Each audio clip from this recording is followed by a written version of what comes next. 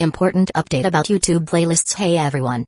We've received many messages asking why our YouTube playlists aren't showing up. Do we create YouTube playlists? Yes, we absolutely do. So why can't you see them? Honestly, we're not sure.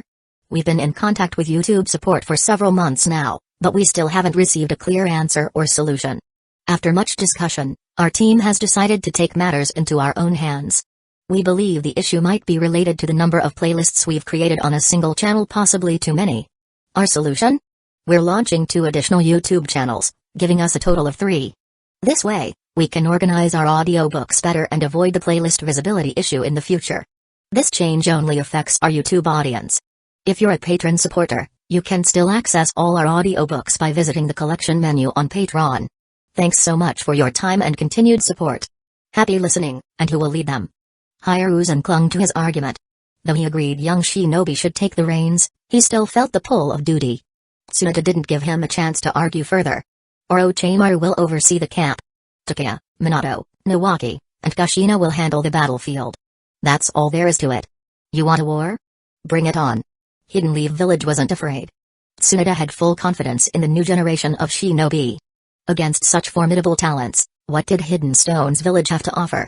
Later that night, she decided to have a serious talk with Takeya. His past laid-back attitude was tolerable before, but this time, she needed him to take things seriously. Kushina? She's stronger than you. Tsunade interrupted. And she loves Hidden Leaf Village far more than most of the people who claim to act in the village's best interest. There's no discussion on this. Hiruzen fell silent, realizing his intentions were being brushed aside. Was he no longer needed? Not even allowed to seek redemption on the battlefield? That afternoon, a groundbreaking announcement echoed through the Hokage office. The aging third Hokage, Hiruzen Sarutobi, would officially step down in 7 days. 3 days from now, Tsunade would be inaugurated as the 4th Hokage. The news spread like wildfire, sending waves of excitement and speculation through the village. The Hokage is stepping down? It's incredible. But Tsunade becoming the 4th Hokage isn't too surprising. Yeah, she's one of the legendary Sannin, the granddaughter of the 1st Hokage, and at the peak of her strength. She's perfect for the position. While the villagers sang her praises, Tsunade found little joy in their compliments. No woman liked hearing constant remarks about their age, and Tsunade was no exception. What do they mean by peak of her strength? She grumbled. They might as well say I'm pushing 40. Takeya couldn't stop laughing. Nawaki joined in, clearly amused. Minato smiled politely, while Kushina wiped tears of laughter from her eyes. What's so funny? Takeya said, kicking Nawaki lightly. If your sister finds out, she'll kill you. Why would I care? Nawaki retorted. She probably can't even beat me now. If I can't win in a fight, I'll just run. Problem solved. Takeya smirked. If you don't want your sister to pound you into the dirt, don't push her luck. Once her wings grow too strong, she'll stop trying to catch you. Yeah. Nawaki waved him off. Anyway, what about you? Aren't you too busy to lecture me? What's that supposed to mean? I mean, you're single. You're hardly in a position to tease me about my sister. Caught off guard, Takeya fell silent, unable to respond. Minato and Kushina exchanged knowing glances, their expressions amused.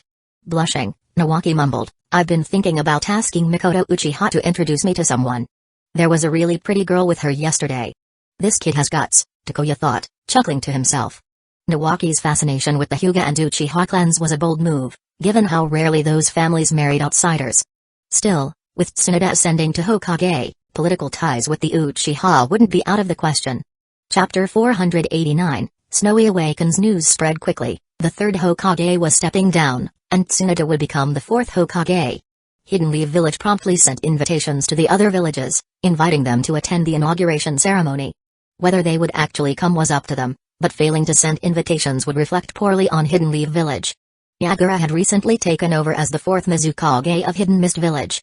Naturally, Hidden Leaf Village sent an invitation to Hidden Mist Village as well. Tsunade tasked Jiraiya with delivering it, as he was already helping the village capture tailed beasts. Hidden Mist Village would likely send representatives. Hidden Sand Village would also attend, while it remained uncertain whether Hidden Clouds Village and Hidden Stones Village would do the same. In Hidden Mist Village, both Yagura and Genji decided that someone with enough influence must represent the village at the ceremony. After some discussion, Yagura chose the head of the Hazuki clan to attend. Hidden Sand Village, on the other hand, would be represented by Chio. Raza, still burdened with heavy debt, had no time for such matters. For the foreseeable future, he would remain occupied. Hidden Sand Village's financial struggles had become dire, and the daimyo of the Land of Wind had grown impatient after repeated delays in repayment. Forced into a corner, Raza had no choice but to continue his role as an all-around miner, locating veins, extracting ore, and transporting it himself. His diligence had slightly improved the daimyo's opinion of the village, leading to a recent increase in funding. While Hidden Mist Village and Hidden Sand Village resolved to send appropriate representatives, Hidden Stones Village and Hidden Clouds Village found themselves in a dilemma. The third Rukongai didn't want to involve himself in such matters, but declining an invitation from Hidden Leaf Village wasn't a good look either. As for Hidden Clouds Village's own succession, Hidden Leaf Village hadn't sent anyone because they hadn't been informed. How could we have attended if you didn't even notify us? Rukongai-sama, perhaps we should send aid to Hidden Leaf Village. This would also allow us to assess their current situation, suggested Dodai. Both the third Rukongai and Onoki, the Sushi Kage, were eyeing the Land of Fire. After the wars with Hidden Mist Village and Hidden Sand Village, Hidden Leaf Village was in a recovery phase, making it an opportune time to gather intelligence. Low-level spies had limited access to valuable information, but attending the ceremony presented a prime opportunity for first-hand observation. Onoki, however, hesitated. Hidden Stones Village's increasing presence in the Land of Grass had not gone unnoticed by Hidden Leaf Village. Anyone with functioning eyes and a working brain could see that Hidden Stones Village was preparing to make a move against Hidden Leaf Village. And now, Hidden Leaf Village had sent them an invitation to the Hokagei's inauguration ceremony. What does this mean? Was this a show of strength, capitalizing on the fourth Hokagei's succession? While it could be an opportunity to display power, it also gave other villages the chance to gather intelligence on Hidden Leaf Village. After some thought, Onoki decided to send a representative. Not himself, of course, someone else. Setting the invitation down, he looked toward his son, who stood straight as a board. Wasn't this the perfect candidate? His strength and status made him an ideal choice. Though a bit simple-minded. Or rather, not simple, but overly averse to trouble. Onoki knew his son well. Kitsuchi. Yes, father. Kitsuchi bowed slightly, awaiting his orders. Fool. Onoki's temper flared as he pointed a finger at Kitsuchi's nose. How many times have I told you to address me as Sushi Kage-sama when in the Sushi Kage's office? Understood, Sushi Kage-sama. What are your orders? Kitsuchi replied with a sheepish smile. Onoki felt as if something was stuck in his throat, neither going up nor coming down. Never mind. Take the invitation and a team to Hidden Leaf Village. Gather intelligence while you're there. That's all. Me? Kitsuchi blinked, his small eyes widening in surprise. Father, isn't this inappropriate? Considering our plans against Hidden Leaf Village. Noticing his father's glare and twitching mustache, Kitsuchi quickly backpedaled. Sushi Kage-sama, the village's plans against Hidden Leaf Village are about to begin. Wouldn't going to Hidden Leaf Village now be problematic? Ridiculous. Onoki retorted. Our plans haven't started yet. Why shouldn't we go? Hidden Leaf Village sent the invitation, we're simply responding. Stop wasting time. You're going. Gather intelligence while you're at it. Kitsuchi sighed internally but accepted the task under his father's stern gaze. With a small entourage, he set out for Hidden Leaf Village. The news of the third Hokage stepping down spread like wildfire, shocking many who struggled to accept the decision. However, their protests couldn't change anything. The third Hokage had made up his mind. Even Koharu Udatane, after failing to persuade him, stormed off in frustration. The village began preparations for the event, treating it as a joyous occasion. Even Danzo's schemes were momentarily overshadowed by the buzz. While others busied themselves, Takuya remained his usual, relaxed self. His only task was to keep an eye on the representatives from Hidden Stones Village and Hidden Clouds Village once they arrived. Since neither group had arrived yet, Takuya had plenty of free time. Today, Takuya had even more reason to celebrate. Snowy had finally awakened. After a long slumber and a significant boost in power, Snowy, the fluffy little nine-tailed fox, joyfully jumped into Takuya's arms, acting adorably spoiled. However, Takuya felt a slight discomfort in his eyes. Snowy's awakening had brought a significant power boost to Takuya as well, pushing his strength even higher. But the side effect was the strange sensation in his eyes. Is this advancement? Though the Rinnegan wasn't as visually appealing as the Sharingan or Mangekyō Sharingan, its power was undeniable. Takuya had been anticipating his eye's evolution for a long time. Thanks to Snowy's incredible support, the signs of advancement were now unmistakable. Master, who's that woman? Perched on Takuya's head, Snowy tilted her head curiously at Takura, who stood dumbfounded. Waking up to find a fluffy fox atop Takuya's head wasn't the strangest thing Takura had seen. But the fox's resemblance to Kurama, the nine-tails sealed in Kushina Uzumaki, was uncanny. If that weren't odd enough, Takuya had wrapped a white band around his eyes, obscuring them entirely. What's going on? Bakura knew Takuya had been resting recently, so overuse of the Sharingan couldn't be the issue. She's Bakura, my assistant and bodyguard. Be nice to her, okay? Takuya said, ruffling Snowy's head affectionately. Sitting at the dining table, he didn't seem inconvenienced by his blindness. His sharp sensory abilities more than compensated, though not being able to open his eyes felt strange. Bakura, prepare a steak for me. Snowy likes grilled meat, so make plenty. Bakura hesitated. But your eyes. Holding Snowy, who had burrowed into his arms, Takuya smiled faintly. My eyes feel a little off lately, so I won't be opening them for now. Thankfully, it doesn't affect my combat ability or daily life. If the Rinnegan was indeed awakening, Takuya would gladly accept the trade-off. Better that than having to walk around with its distinctive ripple pattern all the time. He couldn't help but think of Nagato and Sasuke, both marked by the Rinnegan's conspicuous appearance. Chapter 490, Kakashi's secret training leaves him gravely injured. These two individuals, one carried another's Rinnegan, and the other had a Sharingan upgraded into a Rinnegan by someone else. Neither of them could deactivate or revert their Dujutsu. In contrast, Madara Uchiha could open and close his Sharingan or switch to the Rinnegan at will, effortlessly transitioning between them.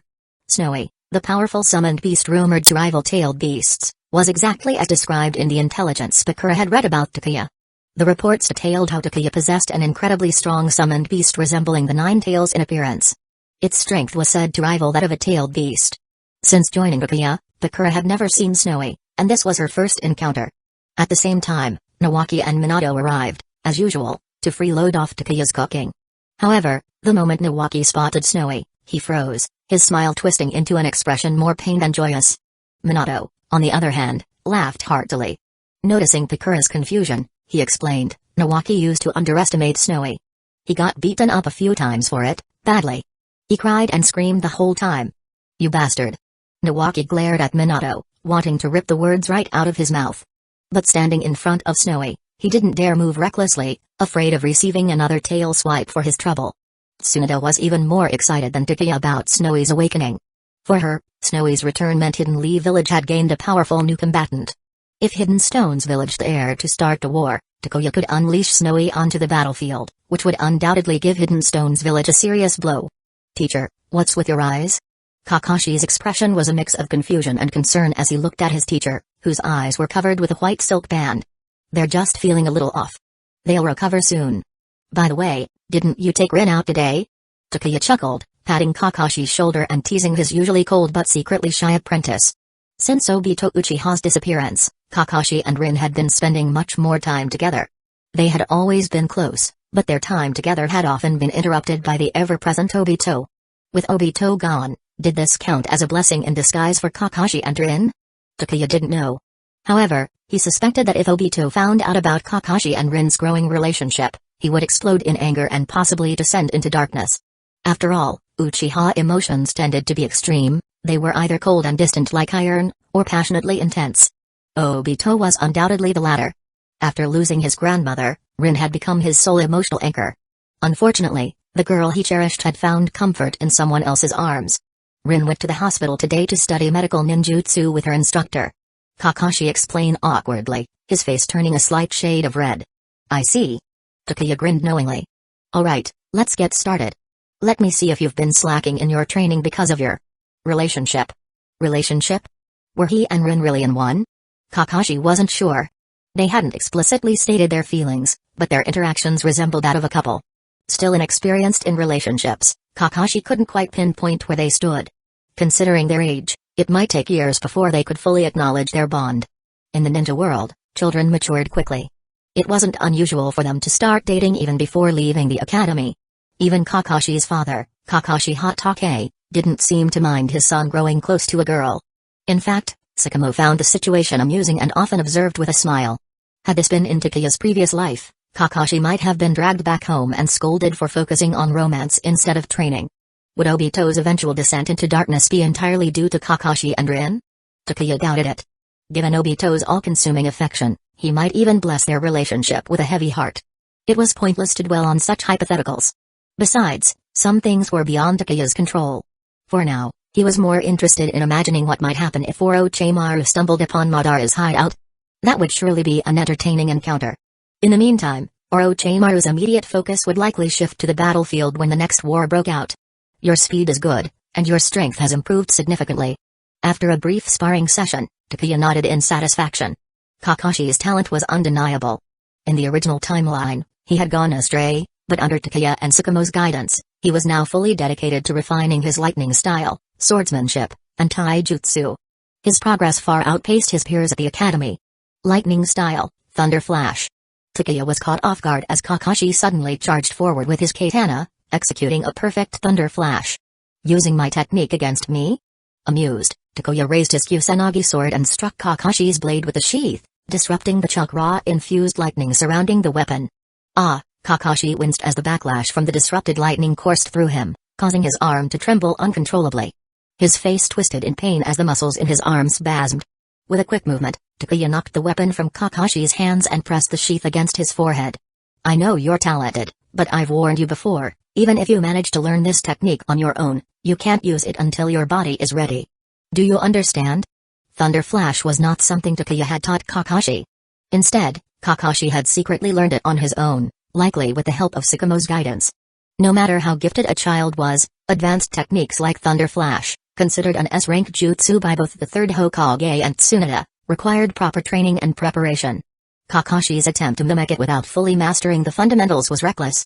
Will you stop being so reckless next time? Grabbing the scruff of Kakashi's shirt, Takuya hoisted him up and carried him to Hidden Lee Village Hospital for treatment. The katana left on the ground was nearly destroyed. Jutsus like Thunder Flash and Lightning Strike required weapons forged from chakra-conducting metal to withstand the explosive force of lightning-based chakra. Please treat Kakashi's arm, Takuya told the medical ninja. He injured himself trying to use a jutsu beyond his capability. This was the first time Takuya had personally brought Kakashi to the hospital. Usually, Kakashi would come on his own. However, this time the injury was severe enough to warrant Takuya's immediate concern. After examining Kakashi, the medical ninja frowned deeply. Takuya-sama, while I respect your connection with Tsunade-sama and your role as Kakashi's teacher, I must remind you that Kakashi is still a child. Teaching him overly dangerous jutsu is irresponsible and could cause lasting harm. Kakashi's arm has sustained significant muscle and tendon damage, along with minor fractures. Do you understand what this means for someone his age? I'm doomed, Takuya thought, enduring the scolding in silence. He shot a pointed glare at Kakashi, who stood beside him like a guilty child, staring at the floor. Cough. You're right.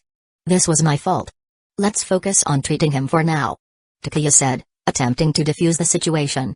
Chapter 491, Tsunade steps in, a league of her own. If this doctor kept talking, Takuya Yagami might soon gain a reputation as a teacher who abused his students. Takuya had no intention of bearing such a baseless accusation. Damn it, once this is over, I'm charging Kakashi Hatake for the medical fees. He owes me a meal too. After all, I never taught his son anything. He did, and look what happened. I'm sorry, but I can't treat this. The elderly, rather rotund medical ninja frowned sternly. This injury is beyond my capabilities. I'm afraid only Tsunade-sama can handle it. Why didn't you say so earlier? Without another word, Takuya picked up Kakashi and left the hospital in a hurry. The way the doctors and nurses looked at him was enough to make his skin crawl. They clearly thought he was some sort of tyrant abusing Kakashi. Dragging his silent, guilt-ridden apprentice through the streets toward the Hokage's office, Takuya sighed heavily. This is all your fault. I told you, don't use that technique until your body is fully developed. Do you hear me? You make the mistake, and I take the blame. Who am I supposed to complain to? The worst part was being berated by the doctor and having no room to argue back. The situation was urgent enough that Takuya didn't even bother knocking. He burst straight into the Hokage's office. Inside, Tsunade was reviewing documents while the third Hokage sat nearby, guiding her through the intricacies of leadership. What brings you here? It was rare for Takuya to come to the Hokage's office, especially when the third Hokage was present. But to barge in without knocking and drag Kakashi along was unheard of. Tsunade gave Kakashi a light smack on the head, forcing him to stand up straight. Takuya, exasperated, spread his hands and explained, I didn't want to come either. This kid probably got some tips from his father and secretly learned Thunder Flash. Just now, he tried to sneak attack me with it, failed, and ended up damaging his arm, muscles, tendons, even the bone. That's serious. The third Hokage's face darkened as he stood abruptly. Kakashi was one of the village's brightest young talents. Any permanent damage to him would be a huge loss for Hidden Leaf Village. Tsunade, however, remained calm. With a raised brow, she looked at the downcast Kakashi and snickered, quite bold for a little brat. What, don't want your arm anymore? Quit teasing him and take a look. Takuya interjected, rolling his eyes. The hospital doctor chewed me out already. Once this is over, I'm having a serious word with his father. Leaving his kid to me, then secretly teaching him techniques he shouldn't learn? Unbelievable. Come here, brat. Tsunade beckoned Kakashi over. Obediently, he stepped forward and extended his trembling arm. Tsunade's idea of gentle didn't exist. She grabbed his arm firmly, making Kakashi wince. Ah! Watching her manhandle Kakashi's injured arm, Takuya couldn't help but wince himself. Come on, Tsunade, you could be a little softer. He's already in pain, there's no need to add insult to injury. The third Hokage, visibly uncomfortable, twitched slightly. Memories of past experiences with Tsunade's gentle touch seemed to surface. I'll step outside for a bit. Tsunade, examine him carefully and make sure he's treated properly. He muttered before slipping out of the office with his pipe. Tsunade ignored him and focused on her examination. Sweat poured down Kakashi's face, but he endured silently. How's your eyesight? Tsunade asked without looking up. It's fine. A bit itchy and sometimes painful when I open them, but it'll pass. Takuya was accustomed to the symptoms that accompanied the evolution of his eyes. The higher the level, the more pronounced the signs. Good. Tsunade replied with a nod. Turning back to Kakashi, she said, Brat, I'll let it slide this time. But next time? You'd better come with at least 1,000,000 ryo. Otherwise, don't even think about asking me to treat you. Getting Tsunade to treat someone for free? Practically impossible. The woman had the instincts of a business magnate and was infamous for her greed. Well, you can always send the bill to his father. Takuya suggested with a smirk. You're right. Tsunade's eyes lit up at the idea. Grabbing Kakashi, she led him toward the medical room for treatment. You're free to go, Takuya. I'll deal with his father about the bill. Poor Kakashi Hatake. For his son's sake, he was about to be fleeced. Still, Takuya thought, it serves him right. What kind of father teaches their kid dangerous techniques behind my back? Kakashi's injuries weren't life-threatening but left untreated, they could have long-term consequences. Once the treatment was complete, Tsunade wasted no time summoning Tsukumo. Lady Tsunade. Tsukumo greeted politely, dressed in his Anbo uniform with his iconic short sword strapped to his back. Although Tsunade had yet to officially become Hokage, her position as the successor was no secret. She was already regarded as the next leader. Without a word, Tsunade slapped a medical bill onto the desk in front of him. Tsukumo blinked in confusion. What's this? Picking up the bill, his expression darkened as he read the total, 1.8 million ryo. Damn brat. I told him not to use that technique recklessly. That little troublemaker. Tsukumo's heart ached. Tsunade had bled him dry with this outrageous bill, but there was no way he could refuse. The future Hokage was smiling at him expectantly, clearly waiting for him to pay up. Even if he had the guts, there was no avoiding this debt. It was all his fault anyway. From now on, no matter how much Kakashi begged, Tsukumo resolved never to teach him another risky technique. Tsunade's fees alone were enough to bankrupt him. And Takuya? He was sure to give Tsukumo an earful next. This is going to cost me more than just money, Tsukumo thought bitterly as he signed the payment form. Despite his wealth, even Tsukumo felt the sting of such a hefty expense. He had planned to commission a high-quality chakra blade for Kakashi when he grew older. Now, those plans would have to wait. Kakashi was Takuya's student, after all, and their training styles were vastly different. While Tsukumo followed the Hatake clan's traditional swordsmanship, Takuya leaned heavily into the explosive power of the Uchiha and Senju styles. Different paths required different weapons, and finding the right tool to maximize Kakashi's potential would take time and resources. Chapter 492, Chakra Mill? I have it, but 30 million ryo, no credit. The treasured blades of the Hatake clan, such as the White Fang short sword, weren't suitable for Kakashi. In Kakashi Hatake's hands, the short sword could strike fear into enemies. But if it were given to Takuya, it likely wouldn't take long before it ended up broken, much like the Raijin sword did in the past. Kakashi needed a chakra weapon more akin to the Kusanagi sword rather than the White Fang short sword. Crafting such a chakra weapon required a significant amount of money. Tsukumo couldn't expect Kakashi to earn enough to purchase materials and hire someone to craft it himself. Many rare materials couldn't simply be bought with money. Orochimaru, in his usual resourcefulness, had obtained several Kusanagi swords at once. Unfortunately, the remaining swords weren't suitable for Kakashi. Otherwise, Tsukumo could have purchased one from Orochimaru. He probably wouldn't have refused. Feeling frustrated, Tsukumo paid the funds and left the Hokage's office. Ha ha ha. I'm rich. Tsunade laughed like a child. She could barely remember the last time she went to a gambling den. Now that her pockets were full, it was the perfect opportunity to relax and play a few rounds. Recently, she'd been working herself to exhaustion. Leaving Tsunade to her self-indulgence, Tsukumo finished his work and returned home. Seeing his son's arms wrapped in bandages, Tsukumo couldn't help but scold him. You little brat. Didn't I tell you not to use your teacher's techniques until your body was fully developed? You don't even have a proper chakra weapon.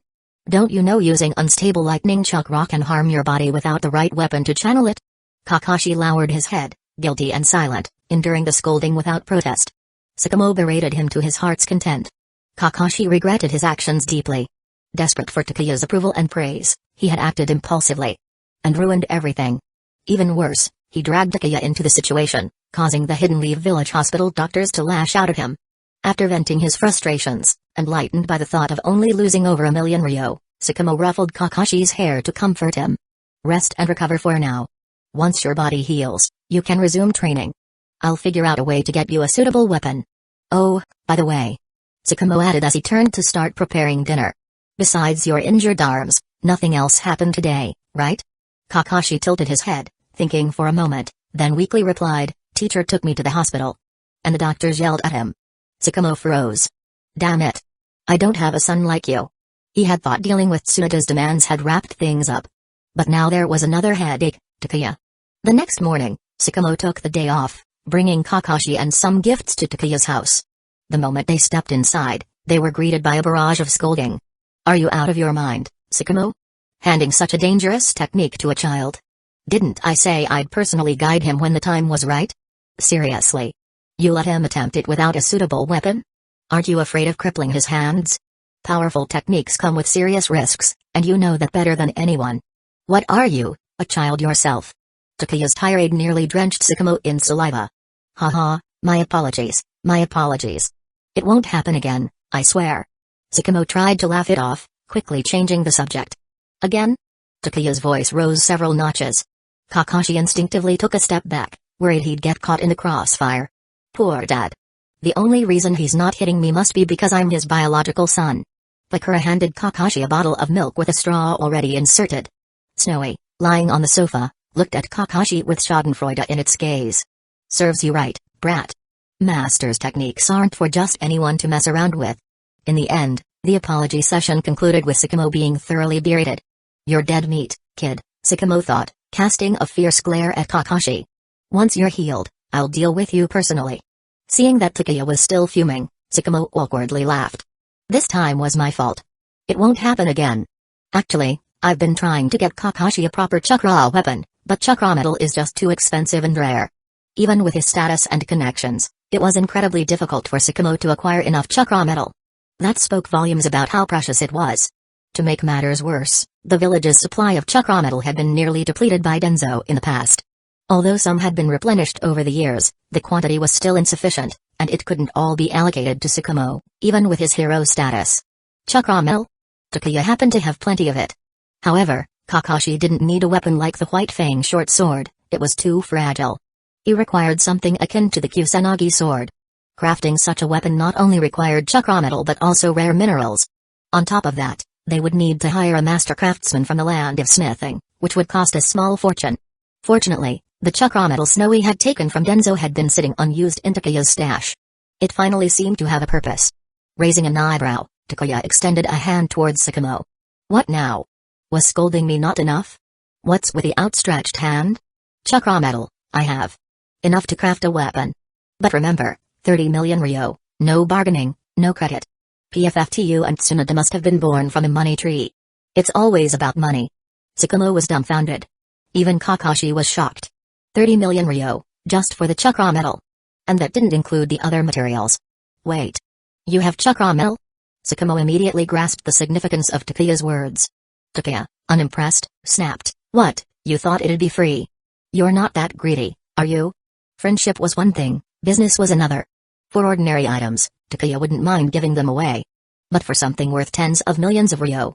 Even if Takuya was willing to gift it, Tsukumo wouldn't dare accept it. Most importantly, Takuya was already doing him a massive favor by selling such a rare commodity. Without him, even with money, Tsukumo wouldn't have been able to procure it. The third Hokage was still struggling to find enough chakra metal to craft a weapon for his son, Asuma. What chance did Tsukumo have? I'll get you the money soon. Tsukumo promised. I'll also prepare the other materials. Since you're Kakashi's teacher, why don't you take him to the land of smithing to have it crafted? Tsukumo was careful to take only what was reasonable, ensuring not to overstep boundaries. Knew you'd say that. Takuya rolled his eyes but didn't argue. Taking Kakashi to get a weapon crafted wasn't a big deal, it was part of his responsibility as a teacher. Father, does it really cost that much to craft a weapon? Kakashi asked on their way home, still stunned by the enormous price tag. Stopping in his tracks, Tsukumo looked at his son seriously.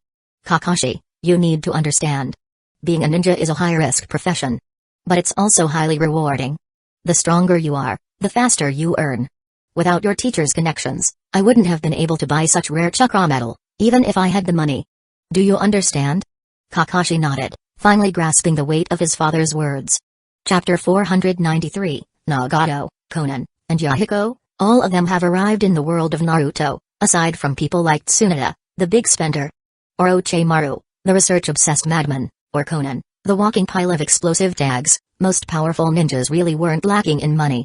Even if you weren't strapped for cash, there were materials so rare that they were nearly impossible to procure. Without the right connections, even money couldn't buy them. I've heard that even the Hokage is troubled over the issue of chakra metal. Huh? Kakashi was stunned. The fact that even the Hokage had difficulty acquiring it, yet his teacher could take out a considerable amount at once, was almost unbelievable. Kakashi Hatake sternly warned his son, that's why you mustn't tell anyone about this. Your teacher will handle the matter of crafting your weapon. If anyone asks, just attribute everything to him. Do you understand? If the news about Takuya possessing such a large supply of chakra metal were to spread, the consequences would be significant. Kakashi straightened his posture and earnestly replied, yes, father. I understand. The third Hokage's troubles with acquiring chakra metal had nothing to do with them. Tsukumo's sole focus was ensuring that Kakashi had a good weapon. As for where Takuya got so much chakra metal, that wasn't their concern. There were things you shouldn't ask, and curiosities you shouldn't explore. Some secrets were best left alone. After seeing off Tsukumo and Kakashi, Takuya rubbed his temples. Bakura, we still have some extra chakra metal. Do you need a weapon crafted? No need. Bakura shook her head. Scorch style is more than enough for me. Given the heat and intensity of its flames, even chakra metal wouldn't last long. A high-quality weapon would just be wasted on me. Standard ones are sufficient and easy to replace. Fair enough. Takuya said, not pressing further. The date Tsunade's inauguration as the fourth Hokage drew nearer, invited guests began to arrive. Interestingly, the first arrivals weren't representatives from the other great ninja villages but delegates from smaller nations. Since Hidden Leaf Village planned to make the event grand, they invited not only the other major villages, Hidden Sand Village, Hidden Stones Village, Hidden Clouds Village, and Hidden Mist Village, but also smaller countries and villages. If they were going to do this, they were going to do it right. Reception duties were not Takuya's responsibility, the Elder Council handled that. Each visiting group was assigned ninja overseers. Takuya was tasked with monitoring Hidden Clouds Village, while Minato Namikaze was responsible for Hidden Stones Village. As for Hidden Sand Village and Hidden Mist Village, their monitoring was less strict. Smaller villages were left to the Anbu to oversee. Takuya hadn't expected that before Hidden Clouds Village's delegation even arrived, his task would already begin. Hanzo. The invitations extended to every nation and village, so naturally, the Land of Rain and Hidden Rain Village were included. What Hidden Leaf Village hadn't anticipated was that Hanzo himself would show up. Although Hidden Rain Village was a small village, Hanzo's reputation as the demigod of the ninja world was no joke. While some of it was self-proclaimed, his accomplishments were significant enough to warrant Hidden Leaf Village's respect. Given that Takuya had previously left Hanzo with no room to maneuver, Tsunade assigned him the task of handling Hidden Rain Village's delegation. Since Hidden Clouds Village's group hadn't arrived yet, adding Hidden Rain Village to Takuya's workload seemed manageable. Tsunade had great confidence in his abilities. The weather, however, was less cooperative. Perhaps Hanzo's arrival had brought the Land of Rain's mood along with him, as the already overcast skies broke into a cold, freezing rain. Damn this weather. Many Hidden Leaf Village residents grumbled.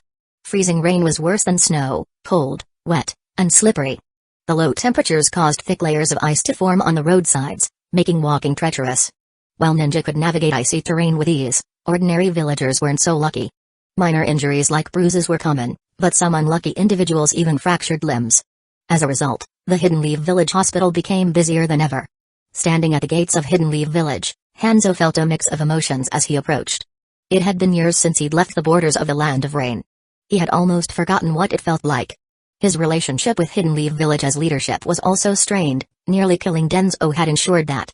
Hanzo hadn't wanted to come to this ceremony, but the Land of Rain's daimyo had been persistent, repeatedly pleading with him and even promising increased funding. Eventually, Hanzo relented. It wasn't about lack of pride. The daimyo's offer was simply too tempting. The Land of Rain's delegation wasn't small. In addition to Hidden Rain Village shinobi, there were attendants, bodyguards, and other personnel from the daimyo's estate, numbering several dozen. Takuya stood at the gates, umbrella in hand, waiting. When the group from Hidden Rain Village arrived, he immediately spotted Hanzo in his raincoat, along with three familiar figures following the daimyo's entourage, Nagato, Konan, and Hueco. You've got to be kidding me. Seeing the three leaders of the Akatsuki, dressed in their signature black cloaks with red clouds, excitedly looking his way, Takuya was at a loss for words. Not only had Hanzo come, but the Akatsuki trio had also tagged along. Nagato, Konan, Hueco, not a single one missing. It seemed the Akatsuki was doing quite well for itself, now openly associating with the daimyo's estate.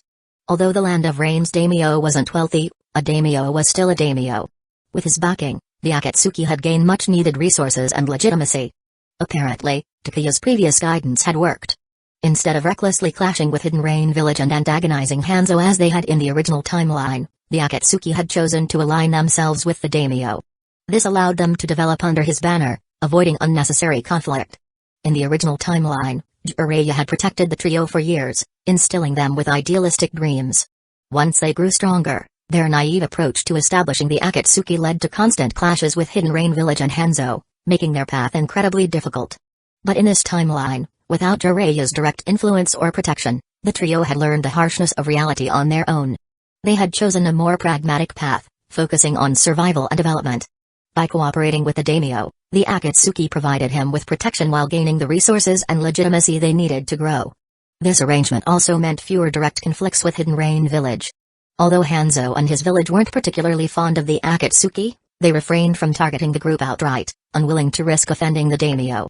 It was a strange but functional relationship. Hidden Leaf Village has arranged accommodations. Takuya informed the group. However, due to your large numbers, you'll need to move in batches. I hope you'll understand. No problem, no problem. The daimyo responded cheerfully. He and his entourage quickly followed Hidden Leaf Village's arrangements without complaint, knowing their status was far below Hidden Leaf Village's. Hanzo and the Hidden Rain Village shinobi, meanwhile, followed Takuya.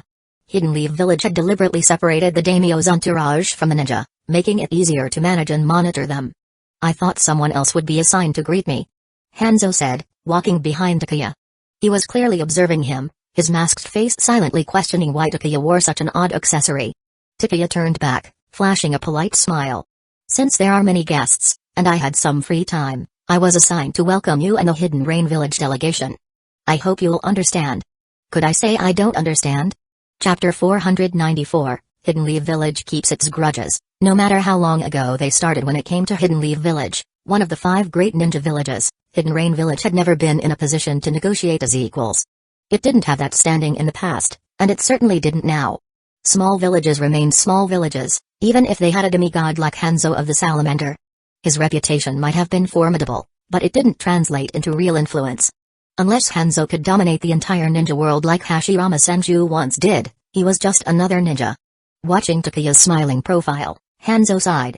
I never imagined the child I met back then would grow so much. But I am curious, how does someone like you, who has a strained relationship with Hidden Leaf Village's leadership, manage to coexist with them so well? Do you have to be so blunt, old man? The rain ninja accompanying Hanzo broke into a cold sweat. Talking about such a sensitive topic in Hidden Leaf Village, as their guests no less, was that really appropriate? But Hanzo didn't seem to care if his words offended Hidden Leaf Village or if Takuya reported them. That's my own business. Takuya replied with a calm smile, his gaze steady. You don't need to concern yourself with it. This old fox is still playing games even at his age. Too bad he picked the wrong person. For others, such a remark might provoke a strong reaction. But for Takuya? Why would I waste energy on something so trivial? Anyone who interacted with Hidden Leaf Village's leadership already knew about Takuya's poor relations with the third Hokage and his allies. It was no secret. Still, Just because it was common knowledge didn't mean he'd entertain the topic with outsiders like Hanzo. That said, it seems your Hidden Rain village has been limited in its development since the war, Takuya remarked, changing the subject. Hanzo looked up at the overcast sky and sighed. The scars left by war take a long time to heal. Perhaps. Takuya replied, uninterested in prolonging the conversation, and continued leading the way. The problem with Hidden Rain village was simple: poverty. The wars had devastated the Land of Rain, and Hanzo had taken too much from the daimyo's coffers to fund his military efforts. After the war, the daimyo's estate was too drained to offer further support. Without external aid and given the harsh environment of the Land of Rain, Hidden Rain village had few sources of income. The fact that the village had managed to survive this long was impressive, mainly thanks to Hanzo's reputation. Without him, Hidden Rain village's situation would have been much worse. Even though the village didn't have much to offer, the reality was that even scraps were valuable to someone. If not for Hanzo's presence, other forces would have swooped in to carve up what little remained of Hidden Rain village. Still, part of Hidden Rain village's stagnation stemmed from internal issues. The war had shaken Hanzo's resolve, leaving him far less focused on the village's development. On top of that, the Akatsuki's growing influence had fragmented Hidden Rain village's resources. As long as Hanzo was alive, the village could maintain its fragile foothold in the ninja world. But once he was gone, its future looked bleak. Takuya stopped in front of a two-story building with a courtyard, designated as Hidden Rain village's lodging. This is where you'll be staying. To minimize friction and for easier management, all visiting groups are housed separately. It's not intended to target Hidden Rain village specifically. Food and supplies will be delivered at regular intervals. If you have any requests, you can inform our staff. Takuya explained as he led the group inside. After settling the Rain Ninja, Takuya prepared to leave. Monitoring the situation from a distance was sufficient as long as Hidden Rain village didn't cause trouble. The Rain Ninja weren't given any special treatment. Their accommodations were the same as those for other smaller villages, grouped together with other minor nations. Hidden Leaf village wasn't about to elevate Hanzo's status unnecessarily. If it had, they wouldn't have assigned Takuya to greet him in the first place. Lord Hanzo, Hidden Leaf village isn't taking us seriously at all. One of the Rain Ninja complained as soon as the doors were closed. They've put us in such poor accommodations. In the Rain Ninja's view, Hidden Rain village might not be on par with the 5 great nations, but it was still leagues ahead of most minor villages. Their lodgings should have been placed after those of Hidden Sand village or Hidden Clouds village, not lumped in with smaller villages. Hanzo cast a cold glance at his subordinate. Do you want to stay somewhere better? And no, Lord Hanzo. I wouldn't dare. Sensing his leader's displeasure, the ninja quickly bowed his head, sweat dripping down his back. Humphrey. Hanzo snorted, closing his eyes and falling silent. He didn't need anyone to remind him that Hidden Leaf village didn't regard Hidden Rain village as equals. That much was already clear to him. The fact that Takuya had been assigned to receive them was proof enough. It was a warning: stay in line. If you cause trouble, Hidden Rain village will face consequences. Hanzo hadn't come to Hidden Leaf village out of genuine goodwill to congratulate Tsunade on becoming the 4th Hokage. He was here only because the daimyo's persistent requests left him no choice. Now that he was here, what did it matter if Hidden Leaf village looked down on them? Hidden Rain village and Hidden Leaf village weren't even in the same league. Making a scene would only bring further humiliation. Takuya didn't care what Hanzo thought. This was Hidden Leaf village's arrangement, not his personal decision. If Hanzo had grievances, he could take them up with the 3rd Hokage and the Elder Council. Honestly, given Hanzo's reputation, Hidden Rain village deserved better treatment. But his history with Danzō was likely the reason for this slight. Even though Danzō was now a Missinin, he had once been a high-ranking Hidden Leaf village official and a Hokage's advisor. Hanzo's past actions, which almost led to Danzō's death, had been a slap to Hidden Leaf village's face. If you don't respect me, why should I respect you? Did Hanzo think Hidden Leaf village had forgotten just because time had passed? Some grudges don't fade, they simply wait for the right moment to be addressed. As Takuya strolled through the rainy streets, umbrella in hand, he noticed the streets were nearly empty. Winter rain had a way of keeping most people indoors. Unbeknownst to him, or so they thought, 3 small figures followed stealthily at a distance. When Takuya entered a small restaurant, the trio didn't hesitate to follow him inside. They were none other than the Akatsuki leaders, Yahiko, Nagato, and Conan. What they believed was a covert tailing operation was easily detected by Takuya's sensory abilities. Just because his eyes were covered didn't mean he was unaware of his surroundings. His powerful sensory skills were as sharp as a second pair of eyes. Should we go in? Yahiko asked, scratching his head and glancing at his 2 companions. Yes. Conan answered immediately, unwilling to miss the opportunity to meet Takuya. After all, while they were in Hidden Leaf village now, Who knew if they'd get another chance to see him? Nagato, ever the quiet one, nodded slightly in agreement. His long hair draped over his face, hiding most of it, leaving only the lower half visible. Alright, let's go in. You think sensei won't scold us, right? Yahiko asked nervously. Stop wasting time. Conan snapped, shoving Yahiko forward. Compared to the fear of being scolded, Conan was more worried about Takuya's eyes. Seeing him at the village gates had filled her with joy and excitement. But when she noticed the cloth covering his eyes, her heart sank. Chapter 495, A Chaotic World Treats Lives Like Dogs, Growth Comes at a Price. Is something wrong with Sensei's eyes? Were they injured, or is it something else, forcing him to keep them covered? You know, blocking someone's business isn't very polite. Takuya's voice called out before the three could linger any longer. The trio froze, their bodies stiff with awkwardness. After a moment of hesitation, they pushed open the door and stepped into the small restaurant. Inside, there were no other patrons apart from Takuya, who sat in a corner, sipping steaming tea. Sensei. Feeling both nervous and guilty, the trio approached, bowed politely, and greeted Takuya. Despite the cloth covering his eyes, Takuya raised his head to face them. Impressive. Your strength has grown considerably. It's hard to believe that without a teacher or access to proper ninja resources, you've managed to come this far. Sensei, we're the Akatsuki. Yahiko puffed out his chest, swelling with pride at Takuya's praise. His demeanor, full of childlike innocence, bore a resemblance to Nawaki, naive, a little foolish, and sometimes downright silly. I've told you before, I'm not your teacher. Takuya said with an amused smile, shaking his head. Still not giving up, huh? Have a seat. I'm curious to hear what the three of you have been through all these years. To us, you will always be our teacher. Yahiko declared, though his earlier enthusiasm dimmed slightly. You saved us from the darkness and showed us the path to the light. Even if Takuya refused to acknowledge them as his students, they had always regarded him as their sensei. Yahiko had hoped that now, after seeing how far they'd come, Takuya might finally accept them as disciples.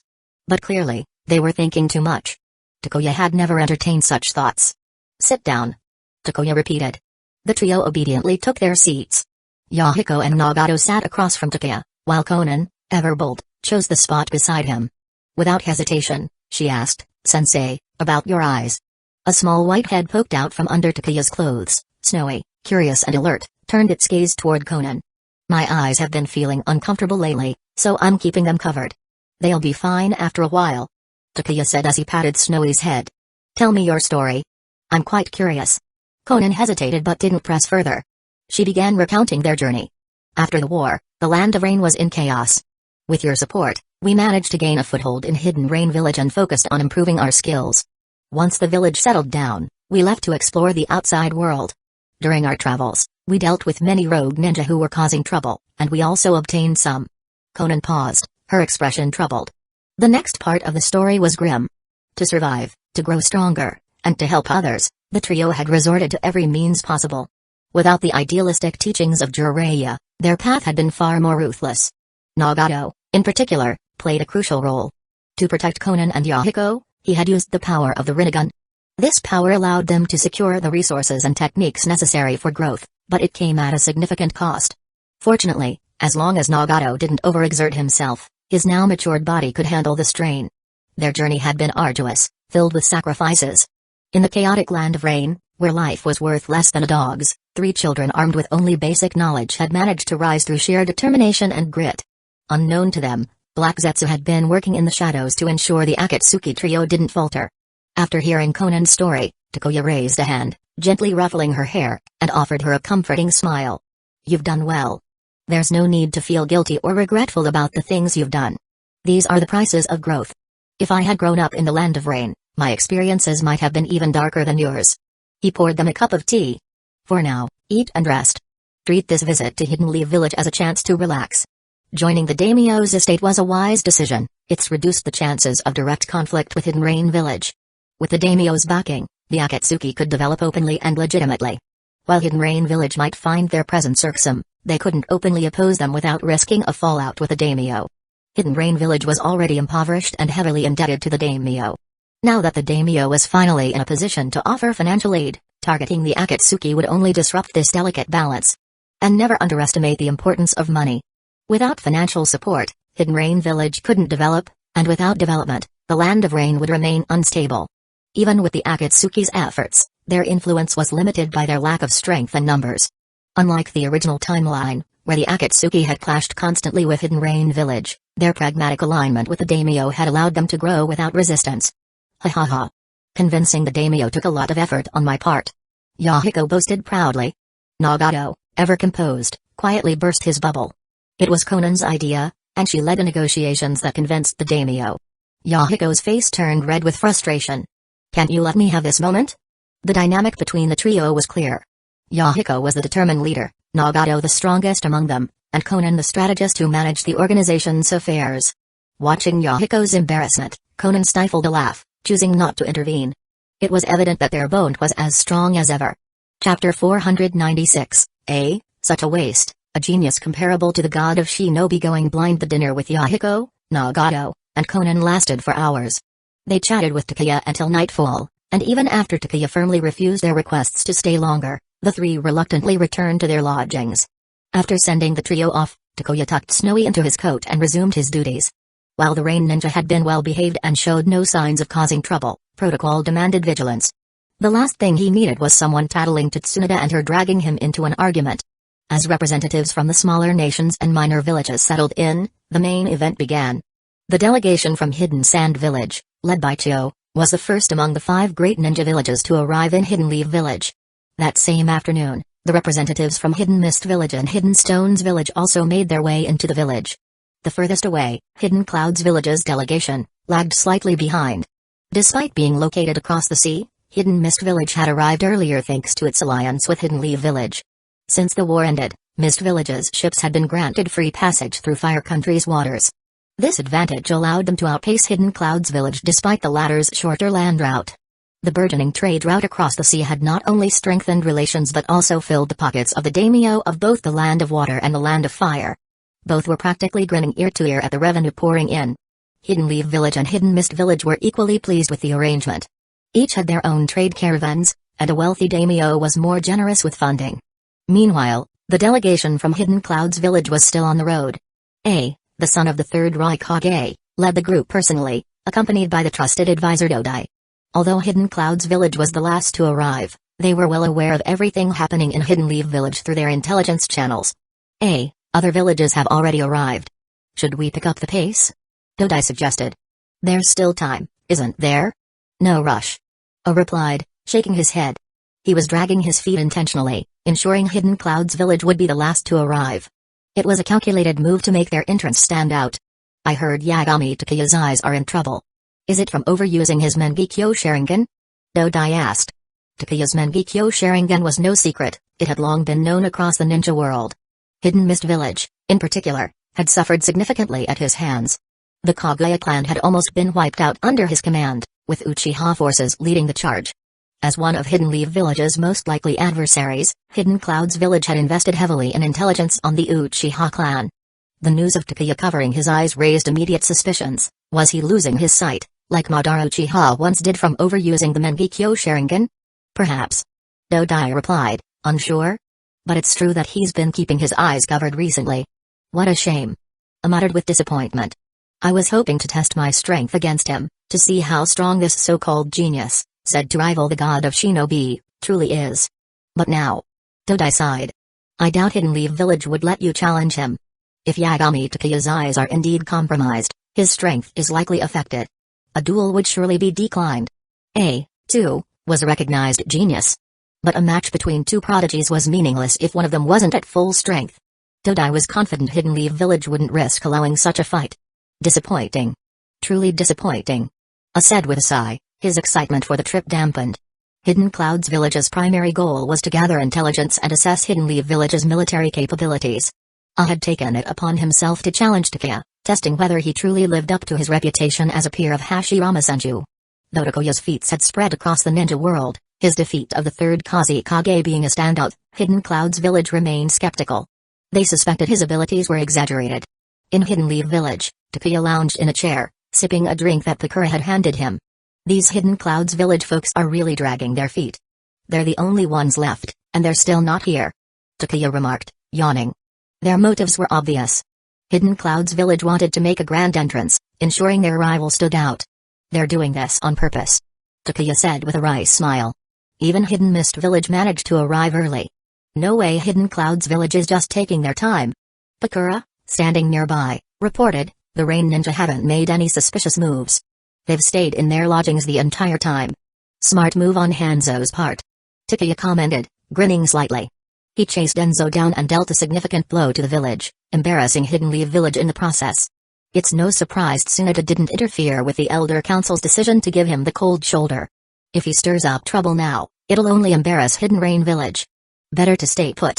Even gods grow old, it seems. Takuya mused. Bakura, after a moment's thought, asked, Sir, how strong is Hanzo really?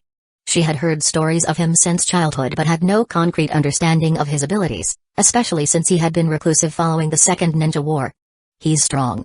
Takuya admitted after some thought. But his mindset as a strong warrior was shattered by the war. His abilities haven't declined, but they've plateaued at best. Bakura frowned at the vague assessment. Noticing her curiosity, Takuya teased, if your Scorch style can burn away the toxins from his salamander, and you work on your taijutsu, you could take him on. Hanzo's greatest strength lay in the deadly poison of his salamander, his formidable taijutsu, and his unparalleled body flicker jutsu. While his kenjutsu was well regarded, Takuya always felt it was a weak point. A swordsman wielding a massive scythe. Takuya didn't know whether to critique or laugh. Here they come. Someone announced, interrupting Takuya's thoughts. Finally, the long-delayed Hidden Clouds Village delegation arrived in Hidden Leaf Village. Led by A, the son of the third Rukongai, and the trusted advisor Dodai, their arrival gave Hidden Leaf Village the respect it deserved. Apologies for the delay, everyone. The long distance made us late. Dodai said, offering a courteous bow. A, of course, wouldn't lower himself to apologize, leaving the task to Dodai. You've arrived rather quickly, actually. I was expecting your group to show up just before the ceremony started. Takuya replied, stepping forward. Dodai's face froze momentarily at the pointed remark. Clearly, Takuya wasn't buying their excuse.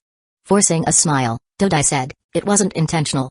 The distance from Hidden Clouds Village to Hidden Leaf Village is simply too great. Of course. Takuya replied lightly. This way, please. I'll escort you to your accommodations. Not that I believe you for a second.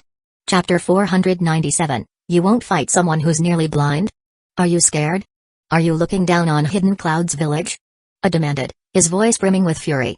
Unlike Dodai, who could maintain composure, I had no patience for subtle insults. His temper, typical of Rukongai, flared easily, even though he hadn't yet officially inherited the title. And this is? Takuya asked, feigning ignorance as he turned his head toward Dodai. With an apologetic tone, he added, my apologies. My eyes haven't been in the best condition lately, so I can't clearly recognize people I haven't met before. The crowd, consisting of Hidden Leaf Village ninja and representatives from other villages gathered at the gate, looked on with strange expressions. Yagami Takuya, do you even hear yourself? Your conscience must hurt saying that out loud. Even with his eyes covered, no one would believe he had trouble recognizing people. Anyone with even basic intelligence reports on him knew Takuya's sensory abilities rivaled the Uzumaki clan's. His sight might be impaired, but his perception was impeccable. Dodai's expression soured slightly, but he maintained his politeness as he introduced, this is Lord A, the son of the third Rukongai. In Hidden Clouds Village, regardless of their original name, those who became Rukongai adopted the title A. A? Takuya tilted his head as if trying to discern A's presence with his sensory abilities. After a long pause, he hesitantly asked, if I remember correctly, only Rukongai can use that title, right? Well, that's because, I had barely begun to explain when Takuya interrupted with exaggerated realization. Oh. Only the Rukongai can use the name A, and since the third Rukongai is still alive, you must be. Little A? PFFT, several people in the crowd burst into laughter, unable to hold it back despite their best efforts. Even those trying to suppress it failed miserably, covering their mouths as their shoulders shook. The Hidden Clouds Village delegation was stunned. Little A? What kind of ridiculous nickname was that? Yet when they thought about it, it did make a strange kind of sense. The third Rukongai was A, and his son, also named A, could logically be called Little A, but the term was undeniably awkward. What the hell? Dodai thought, utterly speechless. He had never imagined anyone would dare to call A something so absurd. And yet, the logic was infuriatingly sound. This brat has lost his mind. Dodai thought, shaking off the bizarre reasoning that momentarily trapped him. You bastard. Are you mocking me? A's face turned bright red with rage, his already massive muscles swelling as if he were preparing to crush Takuya with a single punch. Oh no, not at all. Takuya replied, his expression calm and pleasant. Mocking you? That's too harsh. I was merely ridiculing you. Mockery would be far more serious. That's even worse. Bakura sighed, covering her face with one hand. Sensing the situation spiraling out of control, she tugged at Takuya's sleeve, trying to diffuse the tension. Lord Takuya. She whispered, he may be provoking you, but he's still a guest. Let's avoid unnecessary conflict. While Bakura admitted Takuya's points were technically valid, quarreling with a guest at the village gate wasn't exactly a good look for Hidden Leaf Village. A. Dodai exclaimed in alarm, quickly stepping between A and Takuya. He feared A might lose his temper and attack, creating an even bigger mess. While it wasn't ideal for a host to mock a guest, it would be disastrous for a guest to attack the host. Dodai glanced nervously at the nearby Hidden Leaf Village shinobi, many of whom were already gathering to observe. If a fight broke out, things could escalate quickly. Hidden Cloud's village's usual strategy of using veiled threats of war to get what they wanted wouldn't work here. With Tsunade about to take office as the fourth Hokage, any threat would only provoke Hidden Leaf Village further. Besides, even in its weakened state, Hidden Leaf Village wouldn't back down from a fight with Hidden Cloud's village. Humphrey forced himself to calm down, glaring at Takuya with a mix of frustration and disdain. I've heard that Yagami Takuya is hailed as a genius on par with the god of shinobi, Hashirama Senju. But seeing you now, blind from overusing your Sharingan, I can't help but feel disappointed. What? A's words shocked the onlookers, especially the Hidden Leaf Village ninja. Even the third Hokage, watching through his crystal ball, nearly fell out of his chair. Although he and Takuya had their differences, Hyuga and Sarutobi didn't want any harm to come to one of Hidden Leaf Village's strongest assets. Could it be true? Has the overuse of the Mangekyō Sharingan taken its toll? What now? If Takuya's eyesight were truly compromised, it would severely impact his combat effectiveness, a disastrous blow for Hidden Leaf Village, especially with Hidden Stone's village on the brink of war and Hidden Cloud's village stirring trouble. Bakura grabbed Takuya by the shoulders, turning him to face her. For once, her tone was forceful. Is it true? Are your eyes damaged? Damaged my ass. Takuya wanted to roll his eyes but refrained. If not for the cloth covering his face, he would have shown them the faint circles of his developing Rinnegan. I'm fine. More than fine. My Rinnegan is almost complete, I'm about to soar to new heights. It's nothing serious. He reassured her. Just some mild irritation. It'll pass in time. Seeing a smug expression, Takuya decided to play along with the misunderstanding. If he thinks I'm nearly blind, why not lean into it? Truly unfortunate. A sneered. I had hoped to test my strength against you, but seeing your condition now, it seems pointless. Oh, so you like taunting people, huh? Two can play that game. Did you want to challenge me? Takuya asked, brushing off Bakura's grip and facing A directly. I did. But now? A shrugged, spreading his hands in mock disappointment. Why bother fighting someone who's nearly blind? There's no point. You used to be a man. Are you not one anymore? Takuya retorted. A blinked, dumbfounded. What are you even talking about? I said. Takuya replied with a grin, if you won't fight someone who's nearly blind, are you scared? The air around them grew tense. Takuya's words were a clear challenge, and the crowd knew things were about to escalate. Humphrey named the time and place. A snapped. Dodai, now visibly distressed, tried to intervene. Don't be rash. Chapter 498, Snowy, I'll make sure he can't walk again. This was the territory of Hidden Leaf Village. Winning would offend Hidden Leaf Village, and losing would only bring shame to oneself. What made the situation even harder to accept was that winning didn't feel like much of an accomplishment either. If Takuya's eyes weren't an issue and his strength was at its peak, defeating him would surely bring glory to the Hidden Cloud Village. But the current Takuya was nearly blind, unable to use the Sharingan, and his strength had undoubtedly diminished by more than half. Thus, defeating Takuya in this state was hardly a source of honor. Then tomorrow morning at 9 sharp, at Hidden Leaf Village's training ground 4. Takuya decisively set the time and place. The village's celebration was scheduled for noon, so they could settle the duel in the morning. Finishing the fight before attending the celebration would be perfect. It would be a good opportunity to curb the Hidden Cloud Village's arrogance. Bakura, take them to their lodgings. Takuya instructed, delegating the task of guiding the Hidden Cloud Village delegation. News of Takuya's eye problems spread like wildfire. Previously, people had noticed him covering his eyes, but they merely assumed he was injured and didn't think much of it. But now, thanks to the blunt remark from the young A of the Hidden Cloud, the truth was out. It was big news. Tsunade-sama, there's an urgent matter. What is it? Tsunade asked impatiently. The past few days had been full of trouble, leaving Tsunade with barely any time to rest. Her bloodshot eyes revealed just how exhausted she was. When Tsunade was sleep-deprived, her temper became explosive. Yet the Anbu messenger had no choice but to report the situation, despite the risk. He recounted the events at the village gates. "What did you say? Takuya's eyes are having problems?" Tsunade had previously asked Takuya about his eyes being covered, and his response had been, "They're a bit uncomfortable. They'll recover soon." She hadn't thought much of it because she trusted Takuya's words. If there were a real issue, he would have sought her help immediately. Could it be? A dark possibility crossed Tsunade's mind, and her face turned pale as her pupils constricted. She remembered her granduncle, Tobi Ramasenju, mentioning that when Uchiha's Sharingan evolved into a Mangekyō Sharingan, excessive use could lead to blindness. Madara Uchiha was a prime example of this. This wasn't mere slander against Madara but rather the truth behind his and Izuna's eye transplant. Even the Uchiha clan themselves were unaware of the full story. After Madara's betrayal, this became one of his biggest scandals. Anyone who would harm their own sibling couldn't be considered a good person. Takuya had frequently used his Mangekyō Sharingan's power. Overuse of the Mangekyō could indeed result in blindness. Tsunade couldn't stay calm. Ignoring the pile of unfinished work, she abruptly left the Hokage's office. The sudden influx of outsiders also increased the pressure on the Uchiha clan, including Mikoto Uchiha, who was handling clerical duties. "Clan leader?" Mikoto looked up in surprise as Fugaku entered the room with a solemn expression. "Mikoto, about Takuya's eyes?" Fugaku asked cautiously. "For this?" Mikoto couldn't help but smile wryly. "Takuya said his eyes have been feeling a bit uncomfortable lately, so he's covering them. He said they'll recover soon." Recover? As someone with a Mangekyō Sharingan, Fugaku knew that once the Mangekyō's visual power was depleted, recovery was impossible. The difference between the Mangekyō and the eternal Mangekyō Sharingan wasn't even clear to the Uchiha clan due to a lack of information. So when the rumors started spreading, Fugaku believed them. He recalled how often Takuya had relied on his Mangekyō's power in battle.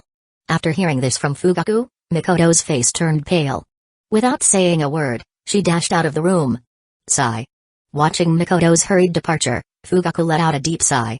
Takuya's eye issues were not good news for the Uchiha clan. Unaware of the chaos outside, Takuya sat on his sofa at home, holding Snowy. "Snowy, tomorrow you'll handle that young A. Beat him thoroughly and don't hold back. That guy has a tough body, so don't worry about hurting him." Someone had come knocking at his door, he couldn't just let it slide. How to fight was up to him. Letting Snowy take the stage would suffice. After all, summoning beasts were also a part of one's strength. "Understood." Snowy replied softly, blinking her large, watery eyes. "Tomorrow, I'll teach that young a lesson and vent your anger, master." Snowy had been napping earlier and had no idea who this young A was. But since Takuya had said to hit him hard, that was all she needed to know. If master said to beat him, then beat him. Not even his father could stop her. She'd ensure he wouldn't be able to get out of bed and live normally for a while. When Snowy made a promise, she followed through. Bang. Holding Snowy with a mischievous grin, Takuya's smile froze on his face. "No matter how urgent it is, there's no need to barge in like that. That door is expensive. Of all the things to worry about, you're concerned about the cost of the door?" Minato dragged Nawaki into the room, looking visibly anxious. "What's going on with your eyes? Have you already lost your vision? Why didn't you tell us? Takuya, you idiot.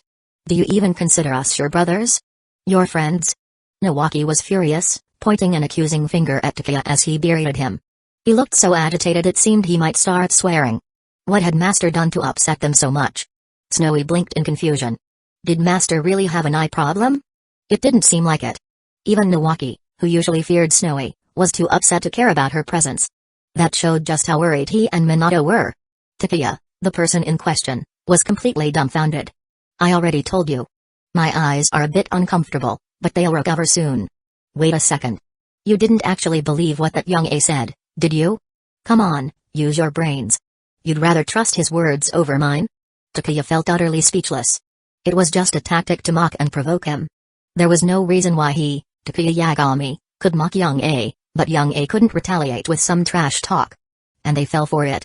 If his eyes weren't evolving at the moment, he would have put these two idiots under a Ganjutsu, forcing them to perform the ridiculous dance together. "Are you sure you're fine?" Minato still looked doubtful. "While on a mission, I ran into Mikoto. She said your Sharingan's power is almost depleted. Once it's gone, you'll lose your sight. That's why I rushed here with Nawaki." "What the hell?" Takuya couldn't help but curse. Who the hell was spreading these rumors? Wait a minute, only Fugaku would know about the Mangekyō's visual power consumption. Could it be him? Unbelievable.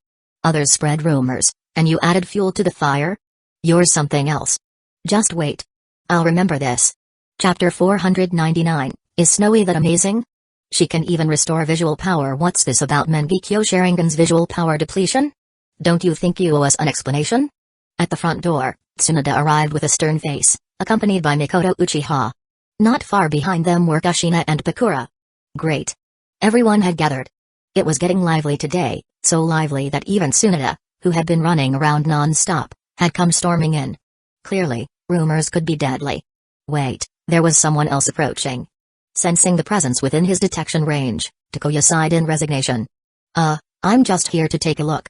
Dressed in his Anbu attire, Kakashi Hatake had already removed his mask. Under the scrutinizing gaze of everyone, particularly Tsunade, whose eyes seemed to bore into his soul, he felt a bit itchy. After all, skipping work like this wasn't exactly responsible. Alright, everyone, come inside. I'll explain everything at once so you can stop guessing wildly. Although a bit helpless, Takuya was also deeply moved by how much these people cared about him. Still, their exaggerated worry left him both touched and exasperated. I'm fine. Gesturing an okay with his hand, Sakamo quickly stepped into the villa, shut the door, and added, I've deployed a squad outside to guard against potential intruders. Anbu personnel were already stretched thin, especially during times like this. Yet here was Sakamo casually pulling an entire squad to assist. Was that really appropriate? Tsunade sighed, rubbing her forehead. After thinking it over, she didn't reject Sakamo's goodwill. Since they were already here, they might as well keep watch. First, though, she wanted to hear what Takuya had to say. In the living room, everyone stood in a circle, not even bothering to sit down. They stared intently at Takuya, making him feel an immense amount of pressure. Snowy, ever the opportunist, quickly burrowed into Takuya's clothes, mumbling softly, Master, I'm sleepy. Sleepy, my foot. You heartless little thing, how could you hide now? Feeling Snowy wriggling in his arms to find a comfortable spot to sleep, Takuya wanted to curse. Alright. Takuya began, deciding it was best to clear things up quickly to avoid further misunderstandings. Everyone seemed convinced he was on the verge of going blind. I promise, my eyes are fine. They're just a bit uncomfortable, there's no excessive visual power depletion, and I'm not going blind anytime soon. Takuya, is that really true? Kushina stepped forward, grabbing his hand nervously. You can't lie to us. She pleaded, visibly anxious. When Pakura informed her, Kushina had been so shocked she didn't know what to do. She'd been worrying ever since. Truer than true. That muscle-brained Fule is just talking nonsense. Takuya assured her. Given Takuya's reputation for reliability, his repeated assurances finally eased the group's concerns. Compared to an outsider like Kei, they were more inclined to believe Takuya. Mikoto Uchiha, however, was an exception. But what about the Mangekyō's visual power? It must be Fugaku Uchiha spouting nonsense. Takuya snapped, taking Mikoto's hand and guiding her to sit down. Once everyone was seated, Takuya began explaining, this is a bit complicated. Tsunade and Mikoto should be familiar with this. Before Hidden Leaf Village was founded, the Senju and Uchiha were mortal enemies. During that era, Madara Uchiha and his brother awakened the Mangekyō Sharingan together. This bit of history was something outsiders wouldn't typically know, as Hidden Leaf Village had kept it under wraps. Both my grandfather and granduncle mentioned this before. Tsunade nodded seriously, adding, Madara once lost his eyesight due to overuse of the Mangekyō Sharingan. In desperation, he took his younger brother Izuna's eyes and regained his vision. But what exactly is visual power? Mikoto asked, echoing Tsunade's understanding of the story. The others were shocked. What kind of person could harm their own sibling like that? A blood brother. How could anyone be so ruthless? Some couldn't believe it, while others were stunned into silence. Takuya sighed inwardly. How could they believe such nonsense? The story about Madara and Izuna was just fabricated by Dobirama Senju and a few Uchiha elders who didn't want to rebel. Madara had always been a devoted brother. If Izuna hadn't been on the verge of death, begging him to take his eyes, Madara would rather have gone blind than harm his sibling. Yet rumors persisted, and Madara carried this black mark on his name. He never bothered to explain, as no one would believe him anyway. Thus, the tale became an accepted truth. Turning his attention back to the topic, Takuya decided to educate everyone present about the Sharingan. The Uchiha clan's Kekkei Genkai is the Sharingan. Upon awakening, the Sharingan evolves over time and through emotional stimulation, from single tomoe to two tomoe, then three tomoe, and finally to what you know as the Mangekyō Sharingan. While 1, 2, and 3 tomoe Sharingan consume chakra and mental energy during use, the Mangekyō Sharingan is different. It also consumes visual power. Normally, Once visual power is depleted, it cannot be restored, and the user will go blind. Spreading his hands, Takuya continued, although unlocking the Mangekyō Sharingan brings a huge boost in strength, using it comes at a great cost. I'm sure Fugaku can attest to this. Serves you right for spreading rumors. You're nearly blind yourself, yet you still find the time to meddle in my affairs. Takuya couldn't help but feel a little schadenfreude. After all, it wasn't his eyes on the line. The group was left speechless. Was Takuya really in a position to laugh at others? Wait, since when did Fugaku have the Mangekyō Sharingan? And what about you? Don't tell me everyone else's Mangekyō consumes visual power, but yours doesn't. Tsunade pressed, refusing to be distracted. As a medical ninja, Tsunade knew better. There was no reason Takuya's Mangekyō should be different unless there was some unique factor. Madara had only avoided this issue after obtaining new eyes. The more she thought about it, the more suspicious she became. Everyone's eyes turned toward Takuya. With no way to dodge the question, he reluctantly used his pre-prepared excuse. My Mangekyō Sharingan does consume visual power. However, thanks to Snowy's special abilities, the visual power I use gradually restores itself. As long as I don't overuse the Mangekyō, my visual power will recover, so there's no chance of me going blind. Summoning beasts could do that? Just how powerful was Snowy? Even the Mangekyō's visual power could be replenished. Everyone was dumbfounded. Believe it or not, Takuya certainly believed it himself. After all, apart from Madara, Black Zetsu, and a few ancient relics, who else could differentiate between the Mangekyō and the Eternal Mangekyō? When the truth finally came out one day, he'd just say his bloodline was exceptionally strong. If they had any issues, they could go ask the Sage of Six Paths or Indra themselves. Chapter 500, How Can We Delay Making Big Money? The Sage of Six Paths went straight from a 3-Tomoe Sharingan to the Mangekyō Sharingan, then to the Eternal Mangekyō Sharingan, and finally awakened the Rinnegan, without swapping eyes. And his son, Indra, awakened the Eternal Mangekyō by killing 2 companions. No eye exchange was necessary. Plenty of examples could be used to convince everyone. Takuya wasn't done yet, he gave everyone a reassurance to ease their concerns. Based on my observations and what I know about the Uchiha clan leader, it seems that my Sharingan's visual power consumption is quite low. Perhaps my Mangekyō abilities are rather basic. Unlike Fugaku Uchiha's, which seem to cost him half his life every time he uses them. Fugaku Uchiha, this black mark is yours to bear. Besides, the Uchiha had already aligned themselves with Tsunade. Letting her in on some secrets wasn't targeting them, it was just ensuring the right people were informed. As for the others, it didn't matter if they knew. Everyone here was loyal to Tsunade and wouldn't spread rumors. Sure enough, Takuya's words reassured everyone. Their curiosity then shifted to Fugaku's Mangekyō Sharingan. What kind of ability could it have to make Takuya describe it so dramatically? Takuya didn't disappoint. He decisively sold Fugaku out. His eyes can see glimpses of the future, but the cost is immense and severely depletes his visual power. Hiss. The Uchiha clan was truly insane. Seeing glimpses of the future? Was that even possible? Are you serious? Tsunade couldn't hold back her surprise. This ability sounded almost godlike. It's true. Takuya confirmed with a nod, adding, however, peering into the future undoubtedly influences events that might happen. Since it's the future, it's not easy to observe, and the price paid is terrifying.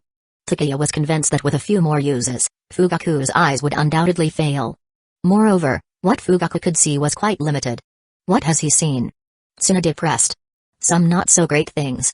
You can ask him directly. It's all related to the Uchiha and the village. I'll talk to him. Tsunade said firmly. Since Takuya didn't want to elaborate, she decided to confront Fugaku directly. If the Uchiha wanted her protection, they needed to show sincerity.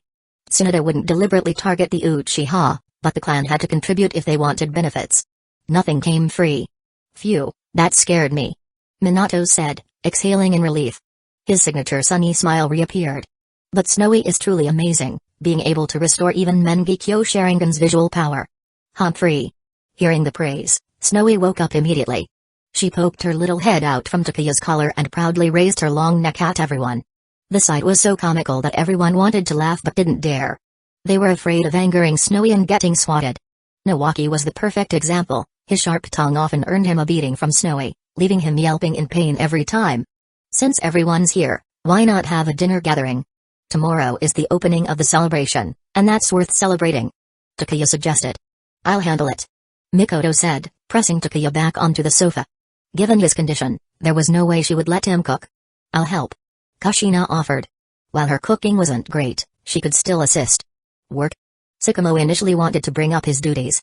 However, seeing Minato rummaging through cupboards for alcohol, he swallowed his words. If the boss wasn't in a rush, why should he be? He sat down and waited for dinner. It was a rare chance to relax. Tsunade, already grinning smugly, couldn't wait and took a few swigs of alcohol. She let out a satisfied burp. Are you sure you'll be fine in tomorrow's fight? She asked. Without using his Sharingan, Takuya's strength would be somewhat limited, and they wouldn't be an easy opponent. Before Takuya could reply, Snowy jumped out. Master said tomorrow's fight is up to me. I'll make sure to properly entertain our guest from afar and show him the power of Hidden Leaf Village. Are you serious? Tsunade's eyes widened, and the others were equally stunned. With a mischievous grin, Takuya asked, why? Isn't a summoning beast considered part of a ninja's strength? Indeed, when it came to trolling, no one could outdo Takuya Yagami. He had everyone beat. Let's observe a moment of silence for him. The matter was settled. Everyone stopped worrying about the duel. With Snowy stepping in, what was there to fret about? Was guaranteed to get beaten so badly he called for his father. Nawaki's eyes lit up as he came up with a devious idea. The village treasury's been tight, hasn't it? Since this news has already spread, why don't we sell tickets for the fight? We could make a fortune. While the village itself was strapped for cash, Hidden Leaf Village's residents weren't poor. Not to mention, with so many visitors for the celebration, many would gladly spend some money to watch the excitement. You'd make a great finance minister. Minato quipped, rolling his eyes at Nawaki. But honestly, it's a good idea. We could make a decent amount. Money. Hearing that word, Tsunade perked up immediately. Tsukumo. I'll send someone to notify the Hokage right away. I'm sure he won't mind this money-making opportunity. Tsukumo said, pausing briefly before dispatching Anbu operatives to inform the third Hokage. When the third Hokage learned of Tsunade's idea, he was momentarily stunned. After a brief hesitation, he summoned two elders to discuss it. The three quickly decided it was feasible and dispatched ninjas skilled in earth style to refurbish the training ground. Within hours, Training Ground 4 was transformed into a massive arena surrounded by tall earthen walls and long stone benches encircling the field. The arena was large enough to hold tens of thousands of spectators. Once the arena was ready, ticket sales began, and the prices were steep. To the third Hokage's delight, tickets sold out almost immediately as word spread. The demand was overwhelming. Even the Hidden Cloud delegation obediently purchased a significant number of tickets. Daimyos from various nations, along with their attendants, guards, and other visitors, eagerly bought tickets. Combined with the wealthier villagers, the demand far outstripped supply. Hearing the sales report, the third Hokage was dumbfounded. Even this can make money. The report left him speechless, feeling as if he couldn't keep up with the times. Should they start staging regular fights between strong ninjas to rake in money? It was far quicker than mission commissions. News of Takuya's duel with A had already spread far and wide. Just hours later, Hidden Leaf Village began selling tickets for the event. They sold out in no time. Visitors were more than happy to spend a little extra to watch the spectacle. After all, it wasn't every day they'd see such a match. Chapter 501, Is there no other teacher in Hidden Leaf Village? Why must it be Takuya? From the Hidden Cloud Village was truly a walking treasure chest. Damn it. Unfortunately, the so-called treasure chest himself wasn't feeling even remotely happy. What he thought would be an exhilarating duel, a chance to humiliate Takuya, had turned into nothing more than a money-making scheme for Hidden Leaf Village. When he heard the news, he was so angry his nose nearly went crooked. What made it worse? Hidden Leaf Village wasn't handing out tickets, not even to guests. If you wanted to watch, you had to buy a ticket. No exceptions. I felt a surge of anger so intense it left him choking. The frustration was unbearable. Todai had no choice but to calm me down repeatedly while sending people to grab tickets as fast as possible. Yes, grab tickets. If you were even a bit slow, you wouldn't get one. Never underestimate people's desire to join the excitement and watch a spectacle. If concerts could attract massive crowds, how much more so would a duel between two rising stars from different villages? Missing this kind of event would be a lifetime regret. Buy them. They had to buy them. Do you think Sensei's eyes are really impossible? Konan was so furious she punched Yahiko straight on the head. With a loud thud, Yahiko slammed onto the table, clutching his head and groaning in pain. Usually, Nagato would step in to mediate, but this time, he just watched Yahiko take the hit with a cold gaze. It was just a guess, a guess. Why did you hit me? Ow, that hurts. Yahiko whined, rubbing the sore spot. Konan puffed up her cheeks and raised her fist again. Guessing is unacceptable. Sensei's eyes are perfectly fine. How could they be blind? That guy must be talking nonsense. Nagato, aren't you going to say something? Yahiko glanced at Nagato pleadingly, hoping for intervention. But Nagato just smiled faintly, clearly enjoying the show. Traitor.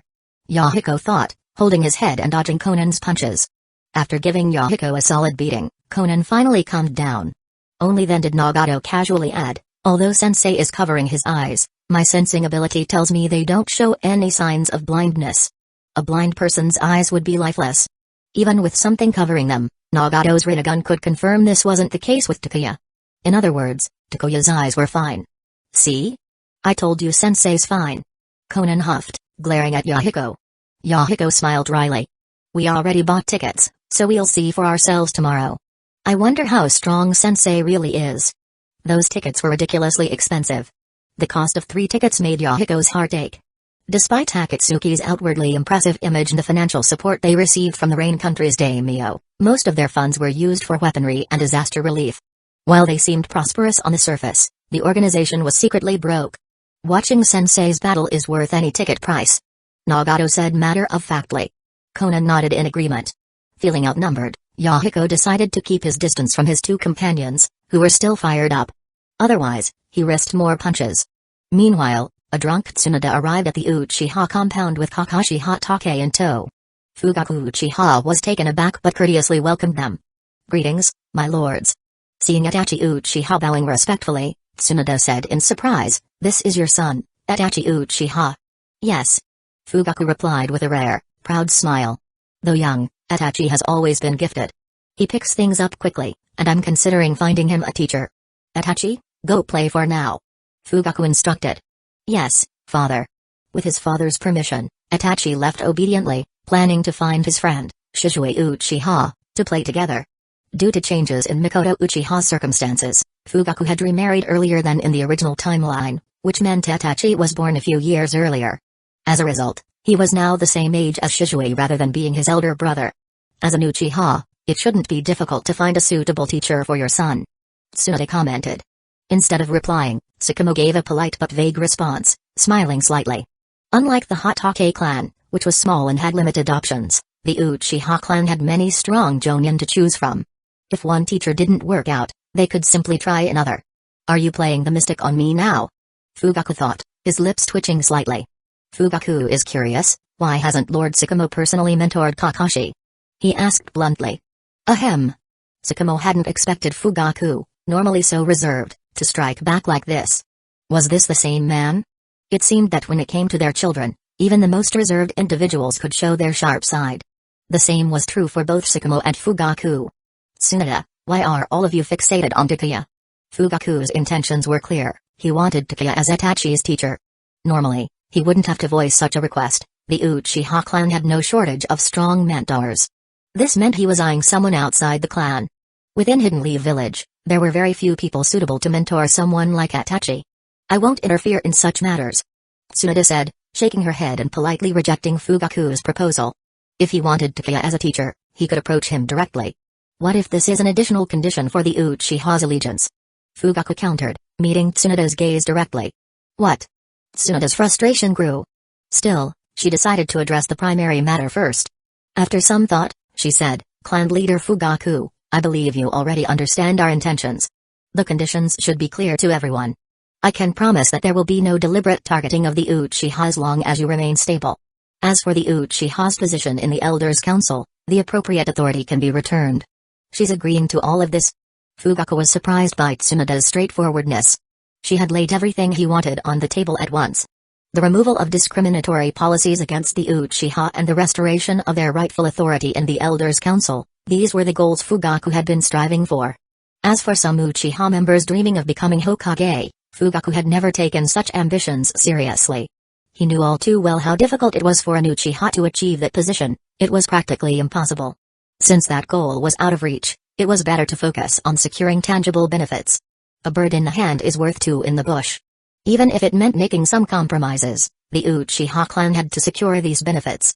Clan leader Fugaku, Tsunade added, giving a subtle warning, Hidden Leaf Village needs a stable Uchiha clan. After all, you are part of Hidden Leaf Village. Internal chaos benefits no one.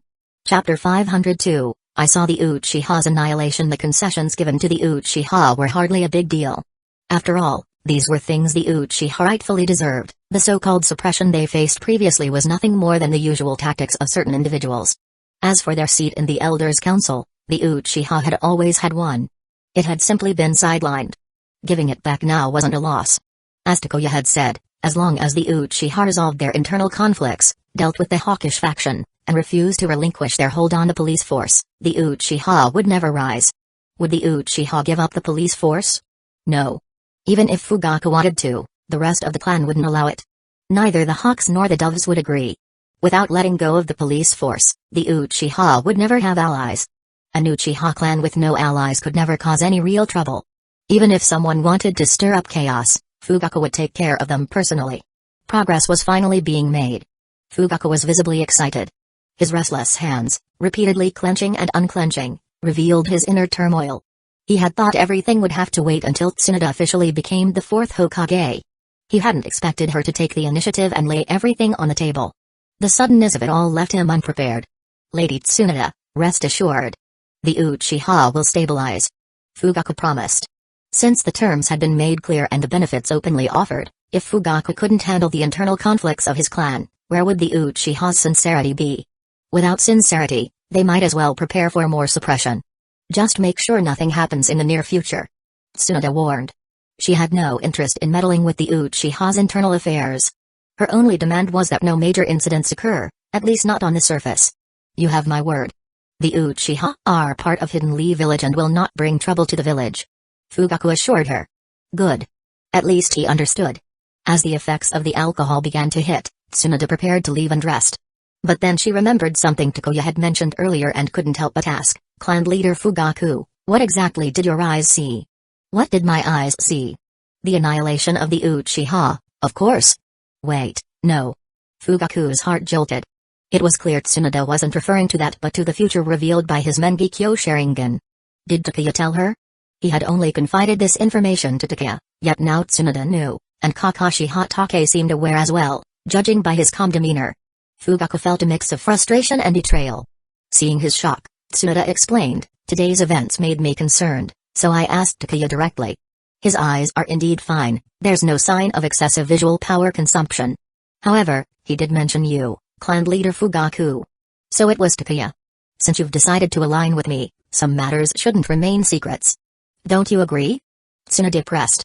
There was no hiding the Mangekyō Sharingan's existence anymore. Fortunately, Tsunade wasn't like the third Hokage or Danzō. If they had learned about this earlier, there would have been no end of trouble. Takuya could afford to ignore such people, but Fugaku couldn't. With a large clan and numerous responsibilities, even minor targeting could cause significant problems. Since it was no longer a secret, Fugaku decided to come clean. After organizing his thoughts, he began, as Takuya said, my eyes consume significant visual power. That's why I rarely dare to use the Mangekyō's abilities. Rarely. Both Tsunade and Sakamo were inwardly impressed by Fugaku's audacity. He had drained his visual power to such an extent yet claimed he rarely used it. Truly impressive. What did you see of the future? Tsunade pressed, her curiosity evident. The possibility of Fugaku going blind didn't concern her. With how cautious he was, the chances were slim. I saw the annihilation of the Uchiha. Fugaku said through gritted teeth, slamming the table in frustration. Who was responsible? The destruction of the Uchiha couldn't be attributed to mere war. As a powerful clan, even losing members in battle wouldn't lead to complete annihilation. If not war, then it had to be Danzo. Fugaku growled. Even with foresight, Fugaku couldn't see everything. As Takuya had said, the future was subject to change based on countless factors. For example, Danzo was now a rogue ninja, and the Uchiha were no longer being targeted. With Tsunade in charge, the dynamics had shifted. Fugaku withheld many details but took the opportunity to pin more blame on Danzo. The man was already a pariah, adding a bit more dirt wouldn't hurt. Most importantly, Danzo couldn't defend himself. Even if he tried, few would believe him. Perhaps only the third Hokage might. What a terrifying ability. Tsunade remarked. No wonder my grand-uncle Tobirama always sought to limit the Uchiha. She was starting to understand Tobirama's stance. Thankfully, after Madara, the Uchiha hadn't produced anyone too dominant. Even Kagami Uchiha had died young under mysterious circumstances. It is indeed frightening. Sakamo admitted, acknowledging the power of the Sharingan. Bloodline clans with such long histories were never simple. By comparison, the Hatake clan seemed rather humble. Originally a family of samurai, they had transitioned into ninja, but their foundations were shallow. Their numbers were so few they could barely even be considered a clan anymore. The thought of the Hatake clan's dwindling numbers gave Sakamo a headache. Tsunade seemed to pick up on his thoughts. Why don't you consider starting a new family line, Sakamo-senpai? Even for the sake of continuing your clan's legacy, it would be worth it. Sakamo stared at the ceiling, speechless. If the Hatake clan is struggling, isn't the Senju clan even worse off? You don't even use the Senju name anymore. He finally muttered. Alright, fine. I have no right to lecture you. Tsunade conceded. If the Hatake clan was struggling, the Senju clan was downright tragic. They had lost their family name, could it get any worse? Perhaps it was time to revive the Senju name? For some reason, Tsunade felt that abandoning her granduncle Tobirama's plans might be a good idea. Letting the Senju name fade away seemed like such a waste.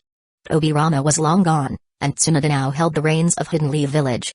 At this point, bringing back the Senju name wouldn't be a big deal. Even the third Hokage wouldn't oppose it, especially since the Sarutobi clan wouldn't dare protest, given their past connections. Restoring the name wasn't the issue. The real challenge was the lack of people to carry it forward. She couldn't rely on herself. The only hope lay with Nawaki, who needed to carry on the family legacy. Sakamo-senpai, I want to pass on the legacy of the Senju clan. Tsunade declared suddenly.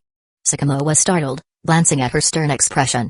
Realizing she wasn't joking, he looked up at the cloudy sky and muttered, tonight's moon. Oh, never mind. This isn't something I can weigh in on. You should discuss it with Takuya. After all, your future surname is still up in the air. Will it be Yagami or Uchiha? Don't drag me into this. He finished. You're unbelievable, Sakamo-senpai. Tsunade huffed, turning to leave, her parting words leaving Sakamo utterly dumbfounded. Chapter 503, Dare to Imitate Jiraiya. I'll break your legs. Tsunade said, once tomorrow's matter is resolved, I'll ask the old man to help find some suitable candidates for you. The Hatake clan's numbers are too thin, and it wouldn't hurt to leave behind more descendants. Surely, you wouldn't want Kakashi running around with a group of little girls forever, would you? Having the third Hokage retire to play matchmaker? Takuya tried to maintain a serious expression, resisting the urge to burst out laughing. After all, he was a professionally trained individual. No matter how funny the situation, he wouldn't laugh. PFFT, ha ha ha. Sorry, I couldn't hold it in. Your idea is just too hilarious. Takuya couldn't help but picture the third Hokage dressed in a loose robe, his wrinkled face beaming with a cheerful smile, running around matchmaking for Kakashi Hatake and Nawaki. Oh no, my stomach hurts from laughing. Tsunade, that's a fantastic idea. If the Hokage has nothing to do, let him find Nawaki a wife. He can have lots of kids and expand the Senju bloodline. Kushina said, laughing so hard she fell onto Takuya. Instead of heading to the Hokage's office, Tsunade came to Takuya's house to share her thoughts. Takuya supported her idea of reinstating the Senju surname. The Senju clan's forced civilianization had been an effort to prevent the clan from becoming too dominant and influencing the Hokage's authority. But now that the Senju clan was a relic of the past, there was no harm in reviving the name. They could even bring back some individuals with close familial ties to the clan. As for the main family, it was all up to Nawaki. Good thing Nawaki wasn't here, Takuya thought. He'd probably cry if he heard this. Why does the burden of continuing the Senju clan fall entirely on me? It's not fair. Mikoto Uchiha, meanwhile, was laughing so hard she was nearly in tears. She felt fortunate the Uchiha didn't face such problems. After all, the Boruto era had shown the Uchiha reduced to near extinction, with only 2 remaining members. Even Sasuke Uchiha's child was a girl. Once she married, the Uchiha would essentially be history. Unless Sasuke had more children, the Uchiha name would fade away entirely. The originally quiet training ground 4 had been transformed by ninjutsu into a full-fledged arena. I didn't expect it to be this lively. Minato remarked as he entered the arena with Nawaki and Takuya. Looking at the packed audience, Nawaki exclaimed dramatically, look at that. The stands are almost full. I heard ticket sales alone brought in a huge amount of revenue for the village. No matter how much revenue there is, don't expect a single cent of it to come your way. Minato said, shaking his head and delivering a verbal jab. You're not a kid anymore, why are you still so over the top? Minato thought. Anyone who knows you might laugh, but those who don't would think you've lost your mind. Get lost. Nawaki retorted, his face turning red. He promptly gave Minato the middle finger, to which Minato responded with double the disdain. Watching the two wave their middle fingers at each other, Takuya sighed, raised his hand, and forcibly stopped their childish antics. With their necks grabbed, both Nawaki and Minato instantly behaved. You two realize there are people secretly watching everywhere in this arena, right? Aren't you worried about embarrassing yourselves? Ahem. Takuya, are you sure about this? Nawaki asked hesitantly. What could go wrong? Takuya replied with a faint smile, holding Snowy, who had burrowed into his arms, as he leisurely made his way to the waiting room. Who says summoning beasts can't be used in a ninja duel? Besides, the referee is one of our own. Even if the hidden cloud has objections, they'll just have to suck it up. Takuya wasn't trying to flaunt power, but he was simply stating facts. Summoning beasts were an integral part of a ninja's strength. Nowhere in the ninja code did it say that summoning beasts couldn't participate in battles. If such a rule existed, entire clans like the Inuzuka would protest en masse. By the way, your sister mentioned that you're getting older and suggested having the Hokage help arrange a marriage for you. Takuya said casually, cutting Nawaki's rambling short. Discipline your younger brother early, Takuya thought. Otherwise, he'll rebel once his wings grow strong. Bringing up Tsunade was the most effective way to handle Nawaki. Oh, give me a break. As expected, the moment Takuya mentioned Tsunade, Nawaki fell silent and rolled his eyes. Even if the Hokage retires, he wouldn't stoop to something like that. But what if he does? Takuya said with a half-smile. It's a good opportunity. Yeah. Minato chimed in mischievously. Didn't you have a crush on one of Mikoto's colleagues? If the Hokage helps with matchmaking, I'm sure the Uchiha will agree. Get lost, both of you. Nawaki's face turned bright red, not from anger but from sheer embarrassment. Though he often acted carefree and boisterous, he was still a simple and inexperienced young man. He'd never been in a relationship, though he had his share of crushes. In the waiting room, noticing Takuya's arrival, Tsunade opened the door and gestured for him to come inside. But when she saw Nawaki's flushed face, she frowned and scolded, "Why are you so red in the face this early in the morning? Did you do something bad? Were you sneaking off to the bookstore again?" Recently, Jiraiya had released a few risky novels that were wildly popular in the ninja world, selling like hotcakes. Nawaki happened to be one of Jiraiya's devoted readers. Reading wasn't an issue, adult content was fine too, given that Nawaki was of age. The problem was getting caught red-handed by his sister. That was where things got tricky. PFFT, Takuya burst into laughter. Minato was equally amused. I didn't. Nawaki protested, his face turning from red to black in frustration. Then why is your face so red? Tsunade asked, raising an eyebrow. She issued a stern warning, let me tell you this, don't even think about imitating Jiraiya, or I'll break your legs. Understood? Nawaki. He fell into silent despair. What's going on? Watching her brother's aggrieved and dejected expression, Tsunade began to wonder if she'd been too harsh. She glanced at Takuya for an explanation. Takuya smirked as he walked past her into the waiting room, sitting on the bench. Stroking Snowy's head, he shot a glance at the despondent Nawaki and teased, he's probably got a crush on someone. Who?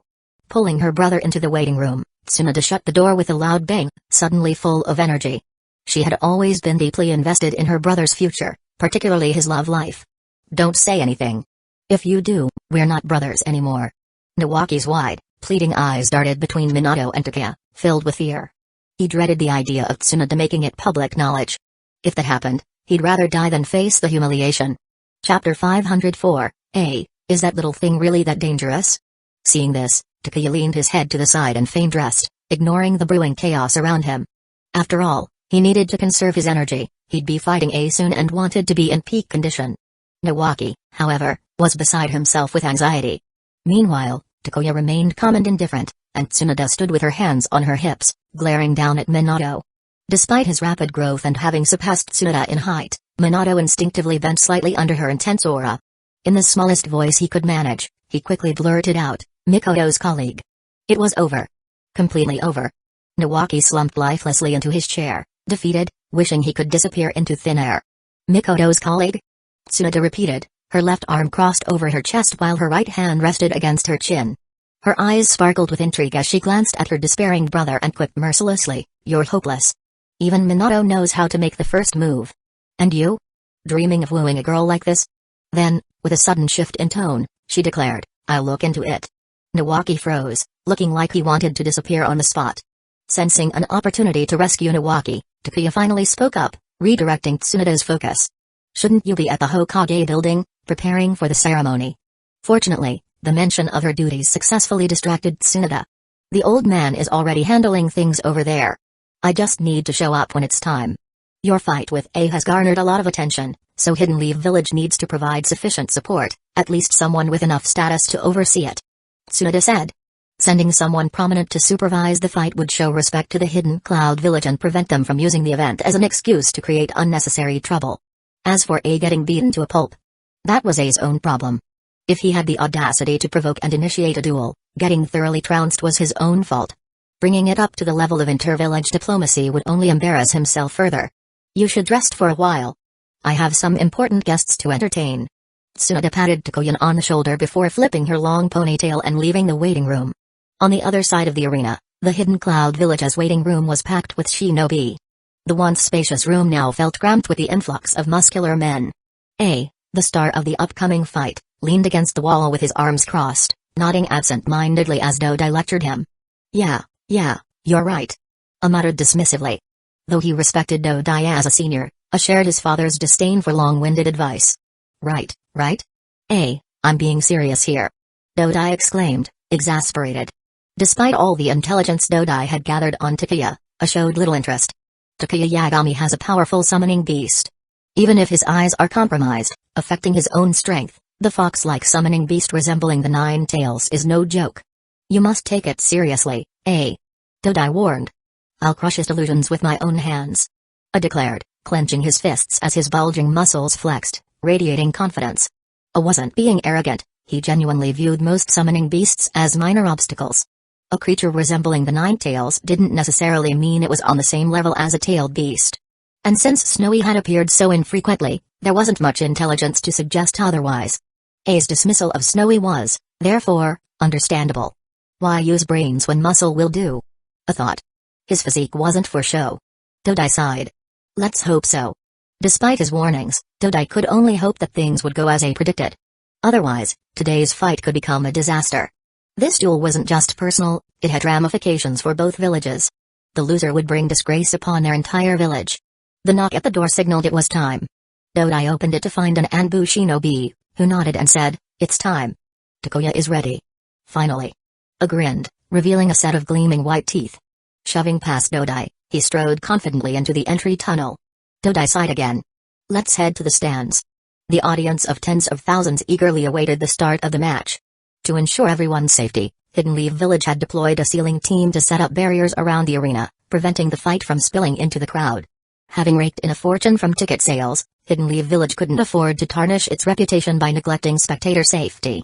At the topmost tier of the stands sat the distinguished guests, leaders of various villages, daimyos, and other high-ranking figures.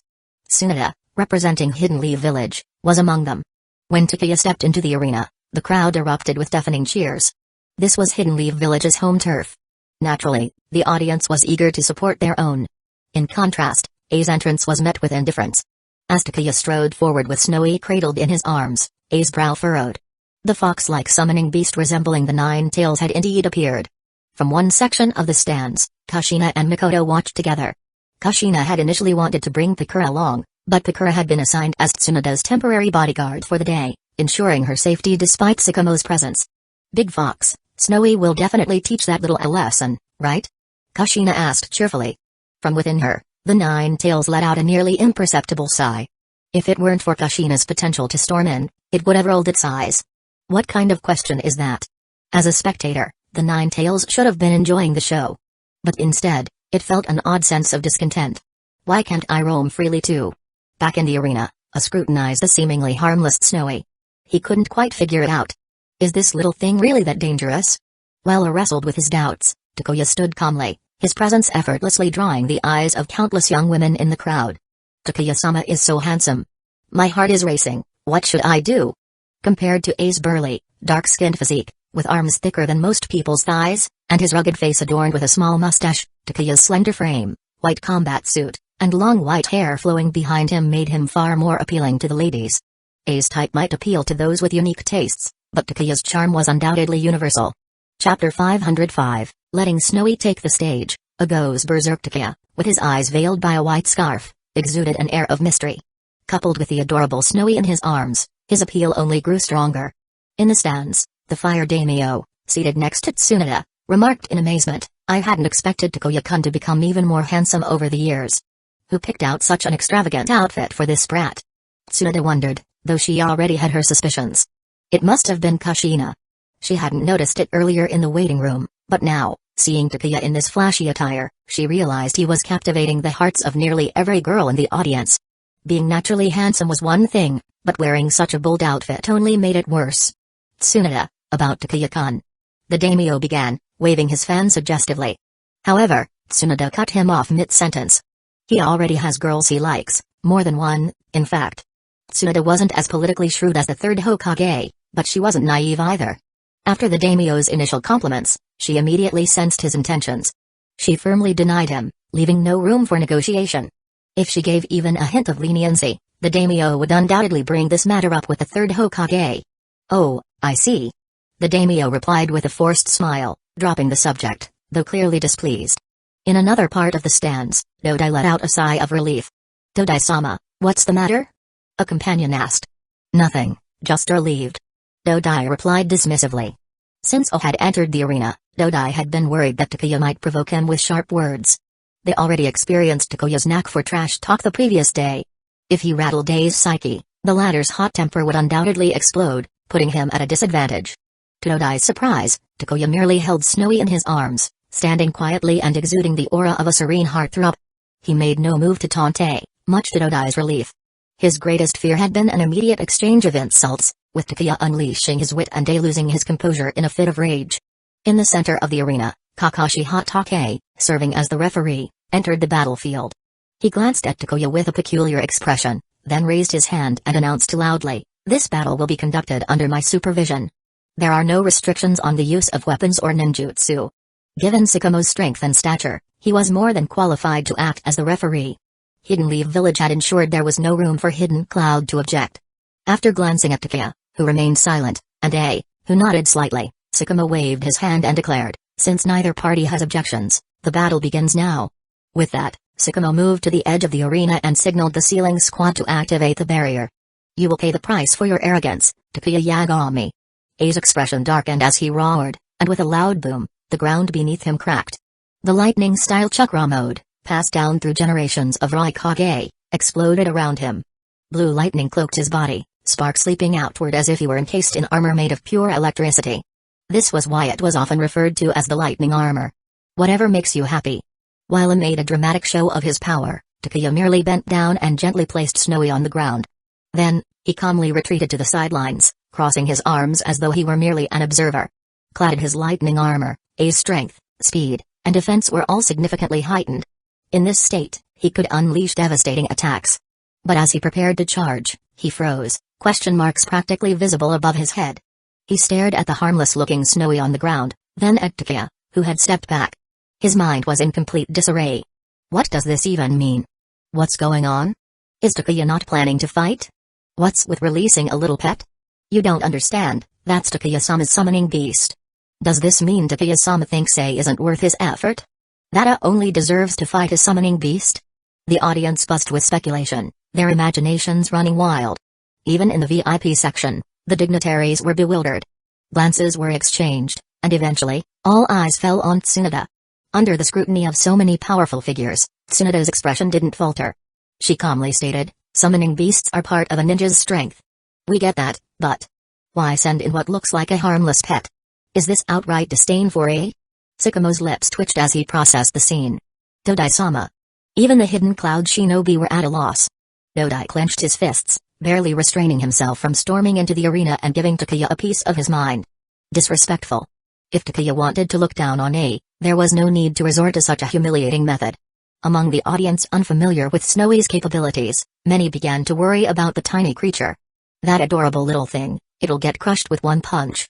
Poor thing might cry for hours. Back in the arena, A's gaze shifted from Snowy to Takuya, who stood on the sidelines. His dark complexion began to take on a purplish hue. Before the battle, A had mentally prepared for insults and provocations. But this was a level of disrespect he hadn't anticipated. Using a summoning beast wasn't the issue. Had Takuya released Snowy mid-battle, no one would have thought twice. But releasing the creature right at the start, then stepping back, it was as if Takuya were saying that fighting himself wasn't worth the effort. And in truth, it wasn't a misconception. Given Snowy's strength, she was more than enough to handle A. With his eyes covered, Takuya's own abilities were somewhat diminished. However, the extent of this limitation was far less than others assumed. There were few opponents in the world who warranted Takuya's eternal Mangekyō Sharingan, and A wasn't one of them. If it were the third Raikage, perhaps, but A had no such qualifications. Bastard! Feeling deeply insulted, A's composure shattered. The anger he had kept in check boiled over. Boom!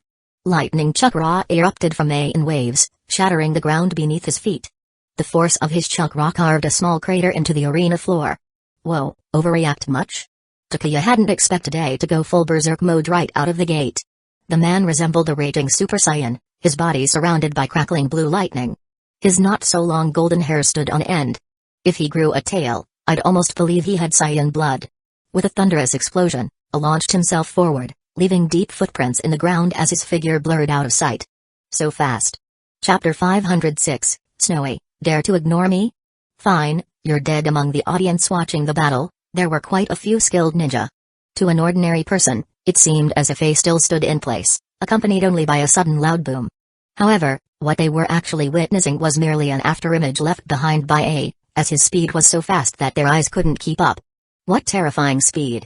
Many ninjas' faces shifted slightly. Even Hanzo, a master renowned for his Shunshin no Jutsu, felt astonished.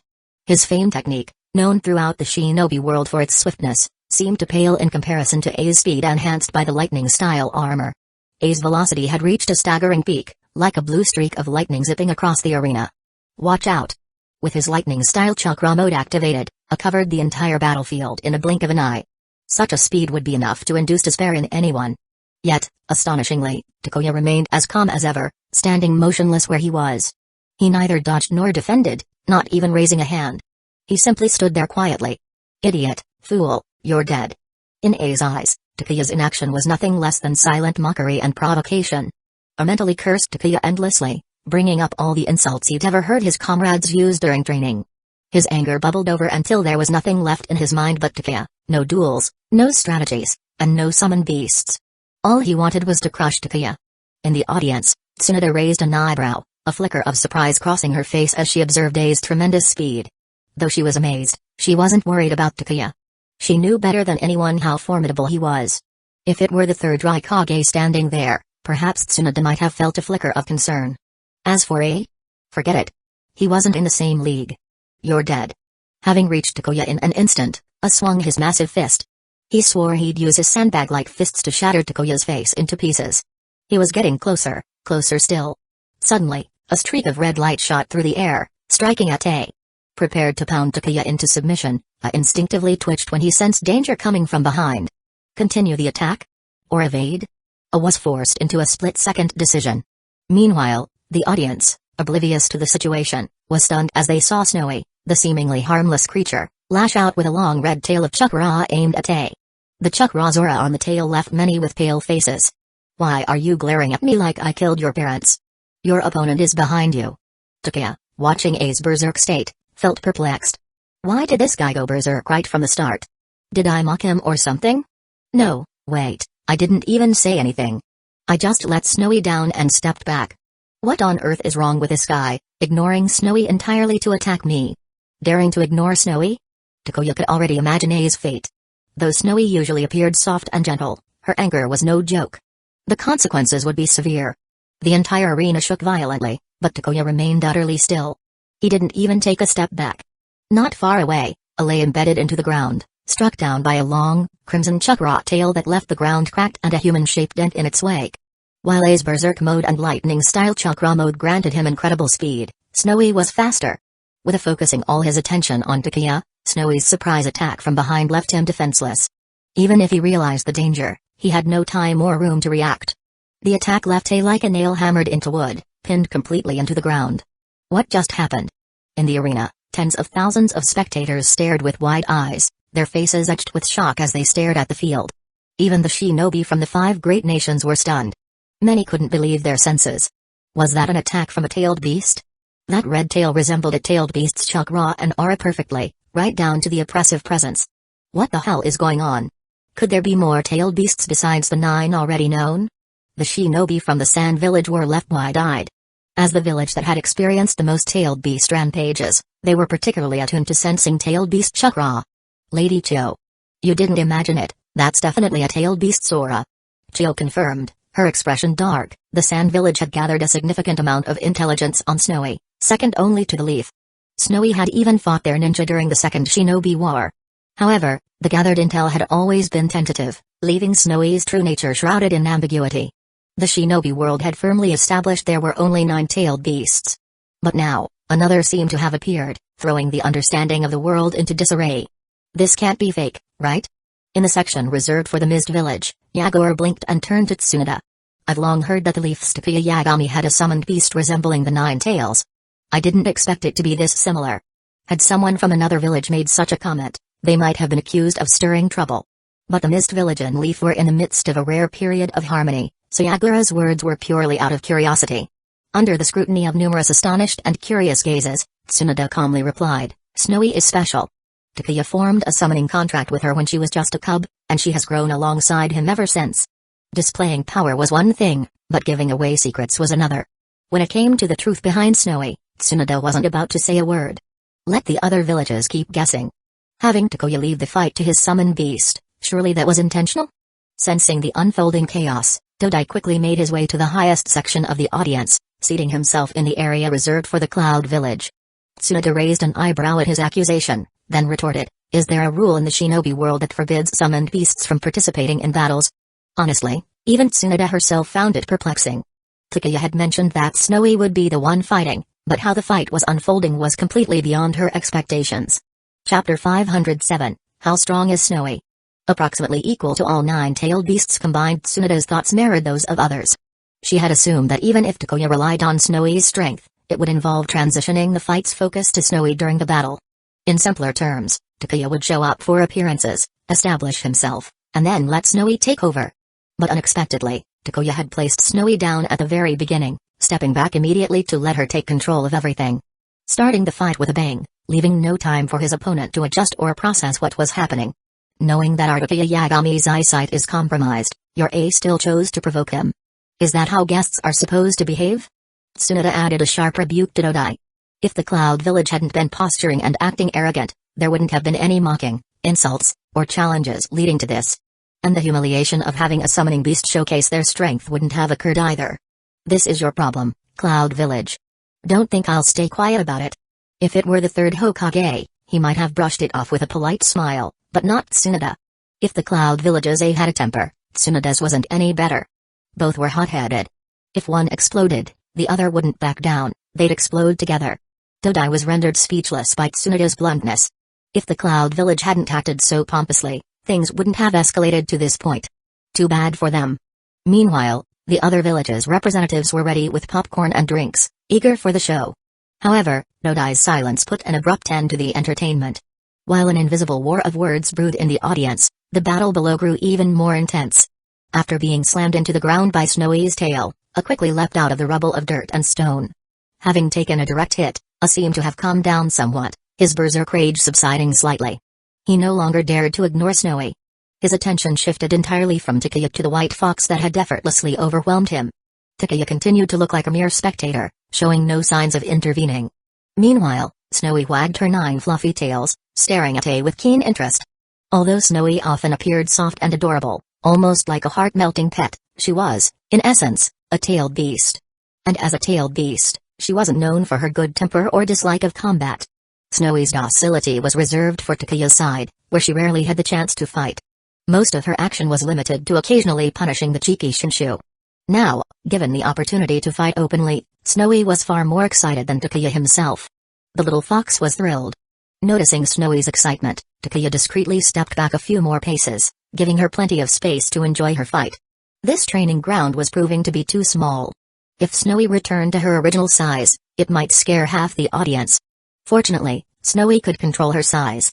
While his attention was largely on Snowy, I kept a wary eye on Takuya. Seeing Takuya steadily retreat, A's dirt-streaked face darkened again. You're seriously underestimating me? Do you really think a summoning beast alone can defeat me? Since childhood, A had been hailed as a prodigy. When had he ever suffered such humiliation? Fueled by fury, he suppressed his rage and silently prepared to explode. If Takuya thought he wasn't worth fighting and that a mere summoning beast could defeat him, then A would prove him wrong. He would crush Snowy first, then slap Takuya with the harsh truth. Don't look down on me.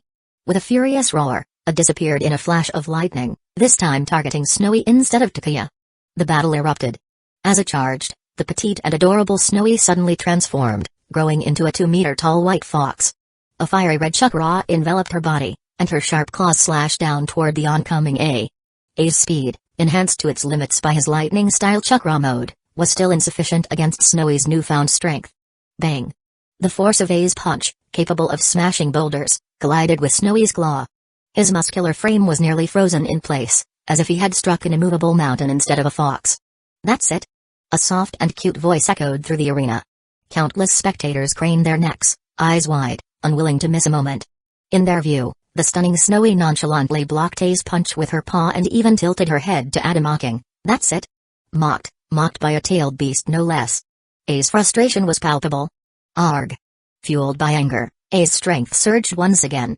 But before he could make another move, one of Snowy's long tails lashed out, slamming him back into the ground. A dull thud echoed as Snowy flicked her tail dismissively, her voice filled with disdain. "So weak. What's all the yelling about? Poor guy." Takuya raised a hand to rub his forehead in exasperation. Not far from him, Kakashi Hatake edged closer, lowering his voice. "Be honest with me. How strong is this little one?" Tsukumo knew Snowy was powerful but had no clear sense of her limits. Neither did anyone else in the leaf. "How strong?" Takuya blinked, unsure how to answer. He didn't know Snowy's upper limits himself but offered a rough comparison. Maybe about the combined strength of all 9-tailed beasts? In certain scenarios, a specialized tailed beast like Snowy could rival the 10 tails. Whether that held true in reality remained untested. Besides, the 10 tails' current status was unclear, if it even existed.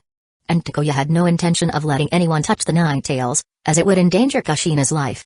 Madara Uchiha and Black Zetsu could scheme all they wanted, Takuya wouldn't care unless they threatened his people. Someone would step in, whether the world or the Sage of Six Paths himself.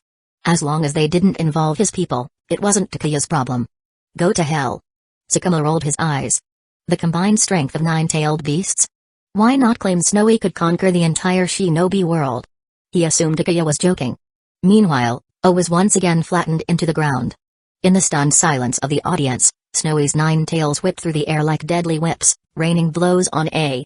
"Take that for your insults. And for calling my master blind. You and your whole family are blind. I'll beat you so badly, your dad won't recognize you." Snowy's colorful taunts left Takuya dumbfounded. Where had she learned such phrases? Reflexively, Takuya glanced at the upper levels of the audience. Spotting Takuya's gaze, Tsunade looked away with a hint of guilt. After all, she often referred to herself as this lady. A habit Kushina had picked up, and now Snowy too. Snowy, ever obedient, fulfilled Takuya's request with gusto. When she said she'd beat A so badly his father wouldn't recognize him, she meant it, literally. Chapter 508, Takuya, are your villages trying to cause trouble in Hidden Lee Village? Throwing a few punches wouldn't make a difference, not even going berserk would change the outcome. A had become nothing more than a punching bag. While Nawaki couldn't even take one hit from Snowy's tail, A could. Not only that, but he could endure quite the beating. After going berserk, A's speed, strength, and even his defense all increased dramatically. The third Raikage could fight the 8 tails head-on. While it wasn't on that level, his body's durability far exceeded that of any ordinary shinobi. Under normal circumstances, this toughness would be an advantage, resilient, hard to injure, and able to outlast opponents.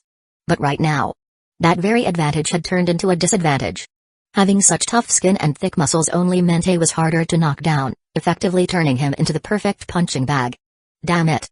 Taking a beating was one thing, but being beaten while being scolded, by a fox, no less, was unbearable.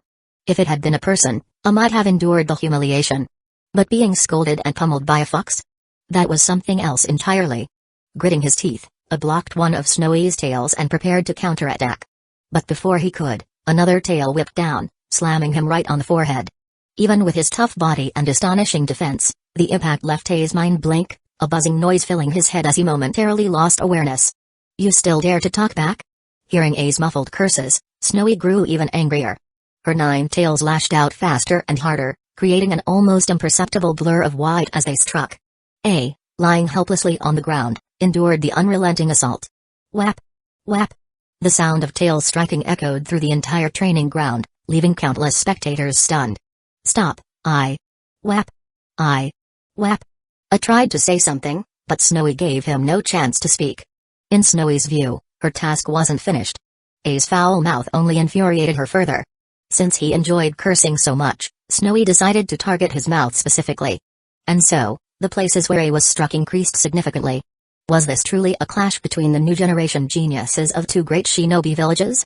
The spectators moved from shock to confusion, and finally to utter disbelief. This wasn't the battle they had came to see. No one had bought tickets to watch Hidden Cloud's village's supposed genius get thoroughly trounced. What they wanted was a proper fight between two shinobi prodigies. Though watching Hidden Cloud's village's genius get utterly humiliated was somewhat satisfying, this wasn't the narrative they'd been sold in yesterday's promotions. How pitiful. He'd even lost a few teeth. A lay battered on the ground, and the violent scene grew too brutal for some to keep watching. Takuya decisively turned his head away, opting to strike up a conversation with Sakamo Hatake instead. Better to chat than watch this mess. The result was all that mattered, there was no need to linger on the process. Senior, is everything ready back in the village? Huh? Oh. Still staring blankly at the pitiful sight of A getting beaten, Sakamo Hatake instinctively turned his head, seemingly not registering Takuya's question. In the stands, the daimyo of the Land of Fire had been watching with growing disinterest. The one-sided beating had gone on for too long, and the excitement had faded. After some thought, the daimyo made a suggestion, perhaps this battle should end here? The moment he spoke, all eyes turned to him. Feeling the stares from the 5 major shinobi villages, the daimyo couldn't help but feel a bit guilty. Especially under the fiery gaze of Hidden Cloud's village's Dodai. Ahem. Startled and uneasy, the daimyo instinctively edged closer to Tsunoda for support and offered an explanation. I just thought. Hidden Cloud's villages A seems so pitiful. It's too much. Shouldn't we end the fight? PFFT Kitsuchi, who had a straightforward personality and had clashed with A numerous times, couldn't hold back and burst into laughter. Hidden Cloud's village often caused trouble for Hidden Stone's village, and the two villages shared deep animosity. As Onoki's son and one of Hidden Stone's village's strongest fighters, Kitsuchi had frequently crossed paths with A. Seeing someone he disliked being humiliated was already satisfying, and with the daimyo's candid explanation, Kitsuchi couldn't suppress his laughter any longer. He laughed outright. Inappropriate as it was during such a serious moment, the laughter quickly broke the tension, sparking a chain reaction. The Hidden Stone's village shinobi, who had been secretly enjoying the spectacle, couldn't hold back when their leader laughed. Soon, the sound of schadenfreude-laced laughter erupted from Hidden Stone's village's delegation. This spread to the Hidden Mist village shinobi nearby, some of whom couldn't help but join in. And then, Hidden Sand village shinobi followed suit. This was bad. Tsunoda's facial muscles twitched as she turned slightly to shield the daimyo from view. She realized that the timid daimyo was already intimidated by Dodai's glare. As the daimyo of her country, Tsunoda couldn't let him lose face in front of outsiders. Bastard! Are you Hidden Stone's village people provoking us? Watching A get beaten so thoroughly, Dodai was already fuming. And now, with the daimyo's ill-timed remark, Dodai's anger boiled over. If they agreed to end the fight now, it would mean Hidden Cloud's village was admitting defeat. They represented Hidden Cloud's village's honor.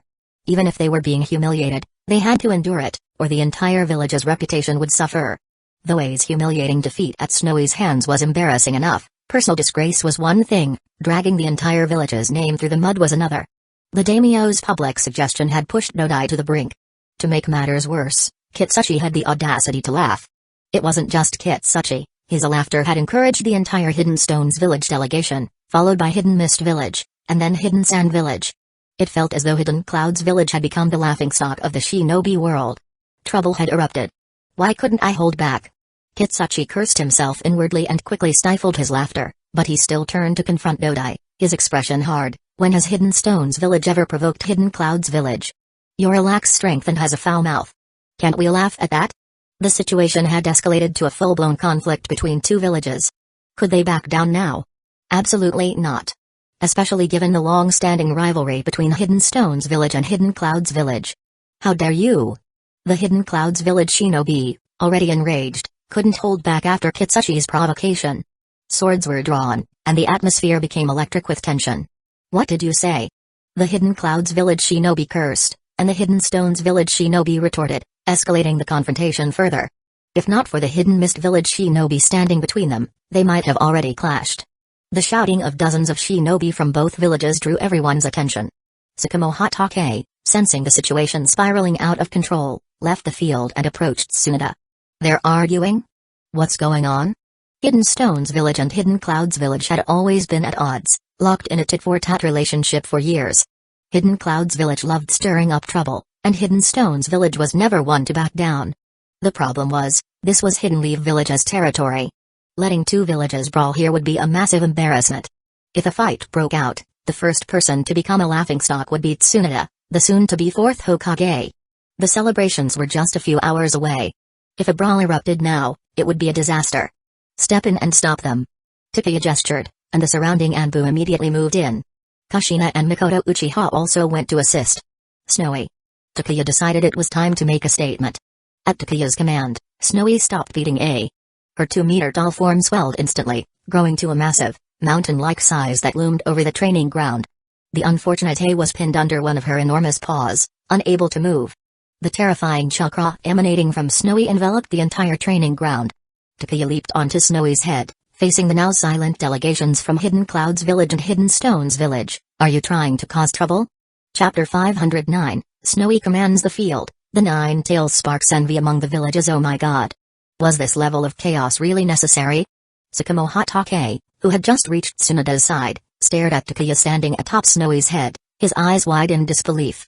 But in the next instant, he snapped into action, rallying the nearby Anbu as he barked orders. Everyone, stay calm.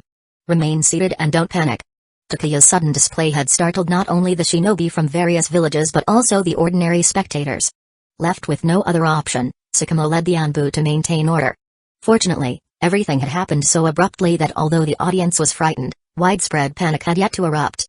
Tsukumo's timely intervention ensured the situation remained under control, though some spectators were so terrified they nearly lost their composure, or worse. If the tens of thousands of spectators had descended into chaos, it would have been disastrous. At that moment, everyone was frozen in place, their bodies stiff with fear. Their faces pale, the shinobi from Hidden Clouds Village and Hidden Stones Village broke out in cold sweats as they stared at Snowy, whose massive form loomed like a mountain. Not a single person dared to move, afraid that Takuya might order Snowy to pounce on them. Is this seriously a summoning beast? The shinobi world wasn't short of powerful summoning creatures, like the snakes, toads, and slugs of the three great sage lands, but compared to Snowy, those creatures seemed almost ordinary. Staring into Snowy's massive eyes, each as large as a house, anyone would lose their nerve. Kushina, quick. Let's join in. The Nine Tails, ever eager to stir up trouble, urged gleefully. What? Us too? Kushina, who had been on her way to assist, froze in disbelief. Of course. Now's the time to show our strength. We need to act tough. With the Nine Tails egging her on, Kushina hesitated before reluctantly agreeing. Well. Okay. And so. Roar. With an earth-shaking roar, a giant golden fox, slightly smaller than Snowy, appeared in the training ground. Thankfully, the area was expansive, otherwise, there wouldn't have been enough space to contain the two colossal beasts. What the hell is going on? Another one? Takuya's bold move with Snowy had already startled Tsunade. Now, with the sudden appearance of the Nine Tails, she felt as though her heart was about to leap out of her chest. The audience, already trembling at the sight of the two enormous foxes, stared upward in stunned silence, their minds completely numb. Stop yelling and behave. At this point, Kushina's inexperience was evident, controlling the Nine Tails was still a work in progress. It was clearly the fox taking the lead. Takuya cast a sharp glare at the Nine Tails, and Snowy, unimpressed by the commotion, raised a massive paw and smacked the Nine Tails square on the head. Thud. What are you yelling for? Scare the audience again, and I'll deal with you myself. The Nine Tails, who had just let out a triumphant roar, immediately tucked its tail in submission, curling up meekly without uttering another sound. I want to go home. The shinobi from Hidden Sand Village, Hidden Stones Village, Hidden Clouds Village, and Hidden Mist Village all had the same thought at that moment. Hidden Leaf Village is too dangerous. Our villages are much safer. Who could deal with this? For once, Tsunade felt oddly reassured. With such overwhelming reinforcements, there was no need to worry. The audience, though shaken to their cores, remained seated, too scared to move under the watchful eyes of the Anbu. Everyone. Takuya's voice carried across the field, calm yet commanding. Whatever grudges you hold, they're none of Hidden Leaf Village's concern. But I won't tolerate those disputes erupting here. I trust you understand? Ahem. Yes, of course we understand. Yagura, the Mizukage, responded, a hint of unease in his tone. At the same time, he resolved to speed up his plans to capture the Three Tails and Six Tails. The threat posed by tailed beasts is too great to ignore. We need to act quickly. But Yagura's thoughts lingered on another issue. How is Hidden Leaf Village's Jinchuriki able to control the Nine Tails so effectively? From what he could see, Kushina had the Nine Tails completely subdued. Even after being smacked, the beast didn't dare make a sound. Is this really a summoning beast? He could accept the Nine Tails' power and ferocity, but what was Snowy? Since when did summoning beasts surpass tailed beasts in sheer terror? The Mizukage is right. Chio chimed in. If there are any disputes, they should be resolved outside Hidden Leaf Village. Please don't drag us into this. The tension in Tsunoda's expression eased slightly. Meanwhile, Dodai's face had turned pitch black, and Kitsushi's wasn't much better. Faced with both Snowy and the Nine Tails, they had no choice but to nod reluctantly. The other shinobi didn't even dare to speak, trembling visibly as they tried to maintain composure. With the conflict diffused, Takeya addressed the Nine Tails. That's enough. You can return now. Wait. I just got here. Having just taken control, the Nine Tails clearly wanted to stretch its legs rather than return to its sealed space. But before it could argue further, Snowy's sharp, menacing gaze silenced it. Under Snowy's intimidating stare, the Nine Tails' bravado evaporated. It quickly relinquished control to Kushina and retreated into the seal without another word. Once the Nine Tails had vanished, Snowy shrank back to her smaller form, leaping onto Takeya's shoulder. Takeya, instead of returning to the field, controlled his landing to join Tsunoda. They fainted? It was then that Takeya noticed the daimyo and his entourage had already passed out from fright. Shall we continue the battle? He asked, his gaze shifting to Dodai. With a unconscious under Snowy's paw, Dodai was now Hidden Clouds Village's de facto representative. Continue? Hell no. Dodai suppressed the urge to curse as he waved for his subordinates to retrieve a. Gritting his teeth, he declared, Hidden Clouds Village concedes this battle. We admit defeat. To prevent further trouble, Dodai even humbled himself further. Good. Takeya remarked, his tone tinged with disdain. This farce of a battle was hardly entertaining. After a brief pause, he added, now that the matter's settled, I'll be leaving. The Nine Tails needs a lesson in proper behavior. Go ahead. Tsunoda replied. With the chaos finally subsiding, Tsunoda could only sigh inwardly. The Nine Tails really did need some discipline. Kushina wasn't the type to instigate trouble like this. The blame clearly lay with the Nine Tails' penchant for stirring up chaos. Has Hidden Leaf Village discovered a way for Jinchuriki to coexist peacefully with their tailed beasts? This was an important revelation. From the Nine Tails' appearance to its quick retreat at Takeya's command, it was evident Hidden Leaf Village had found a method to suppress and control tailed beasts effectively. Tailed beasts were undeniably powerful. When paired with Jinchuriki, their combined strength could be devastating. However, most villages, including Hidden Sand Village, Hidden Mist Village, and Hidden Stones Village, had suffered greatly from tailed beast rampages over the years. Even Hidden Clouds Village, despite its experience, had faced calamity when the Eight Tails went berserk a few years prior, wreaking havoc until the third Raikage managed to subdue it. Takeya's words sparked an idea in Chio's mind. If we can learn from Hidden Leaf Village and successfully control our tailed beasts. Tsunoda wasn't oblivious to Chio's intentions. It wasn't just Chio, Yagura, Kitsuchi, and Dodai were all harboring the same thoughts. This is classified information. Tsunoda said with a sly smile. I'm afraid it's not something we can share so easily. But. Classified, my foot. The truth was simple, the Nine Tails had been beaten into submission, and Kushina had slowly earned its trust. It was a process impossible to replicate. Would Tsunoda reveal this? Of course not. Instead, she dangled the prospect, intending to leverage it for Hidden Leaf Village's benefit. If your conditions are acceptable to Hidden Leaf Village, I can negotiate on behalf of the village. Chio quickly interjected. Chapter 510, The Lambs Delivered to the Doorstep. It would be a waste not to butcher them since this was classified information. It certainly couldn't be shared freely. However, Tsunoda deliberately paused, letting her words hang in the air. This pause made it clear that the matter was negotiable, but only under certain conditions. It wouldn't come for free. Yagura chuckled warmly. I believe I can also speak on behalf of Hidden Mist Village in strengthening our cooperation with Hidden Leaf Village. Hidden Mist Village and Hidden Leaf Village were currently enjoying a close relationship, giving Yagura an advantage over the other villages in negotiations. Even though their village had yet to secure its tailed beasts, they were determined to obtain this method, no matter the cost. No price was too steep to miss such an opportunity. As Tsunoda's gaze swept over Chio and Yagura, a smile bloomed in her heart. These lambs are practically offering themselves to the butcher. It's almost a shame to refuse them. How about we discuss this after the celebration ends? Tsunoda suggested. She didn't want the third Hokage involved in such matters. His increasingly soft and idealistic approach would surely complicate things. Tsunade decided to delay, intending to handle negotiations herself once she was fully in charge. Seeing that Tsunade was willing to work with Hidden Sand Village, Chio and Yagura both smiled in satisfaction. However, Dodai and Kitsuchi couldn't sit still any longer. Fortunately, Tsunade extended a glimmer of hope to them as well. The moment Dodai opened his mouth, Tsunade raised her hand, cutting him off. "Everyone, let's table these discussions until after the celebration, shall we?" "Ha, then it seems I'll have to extend my stay in Hidden Leaf Village. I trust your village won't mind?" Kitsuchi, who normally maintained a stern and serious demeanor, forced a jovial expression. Dodai, on the other hand, looked utterly miserable. His frustration and bitterness were palpable, yet he had no choice but to plaster on a strained smile and echo Kitsuchi's sentiment. "Let's clear the venue for now. The daimyo seems to have been frightened," Tsunade remarked, gesturing for the Anbu and Uchiha forces to take action. Everyone instinctively glanced toward their respective daimyos and their entourages, only to find them slumped in their chairs, some even unconscious. The overwhelming pressure from Snowy and the Nine Tails was far beyond what ordinary people could endure. Even the samurai and shinobi assigned to protect the daimyos were reduced to trembling wrecks, barely holding themselves together. Moments earlier, they had been convinced they were facing certain death, only to find it had been a false alarm. "Clear the area," Takuya ordered, waving dismissively.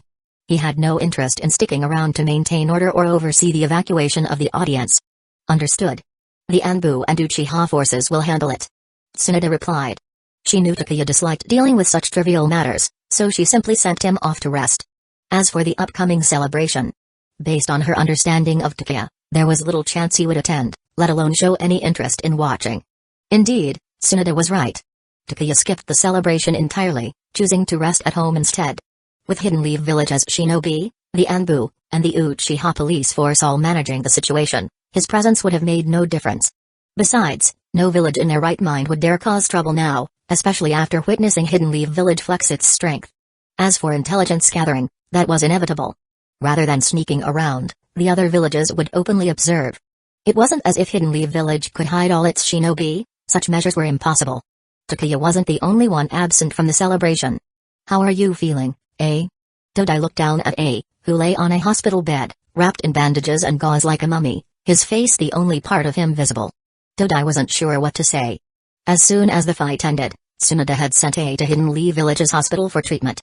However, likely due to A's provocations against Hidden Leaf Village, the doctors and medical men hadn't exactly been gentle during his treatment. Their heavy-handed care left A looking like a fully wrapped mummy. "I just want to be left alone." Turning his head to glance at Dodai, a worn expression of utter defeat. Dodai's lips twitched as he tried to find the right words. "You'll need some time to recover. The most serious injury was from that final stomp by Yagami Takuya's summoning beast."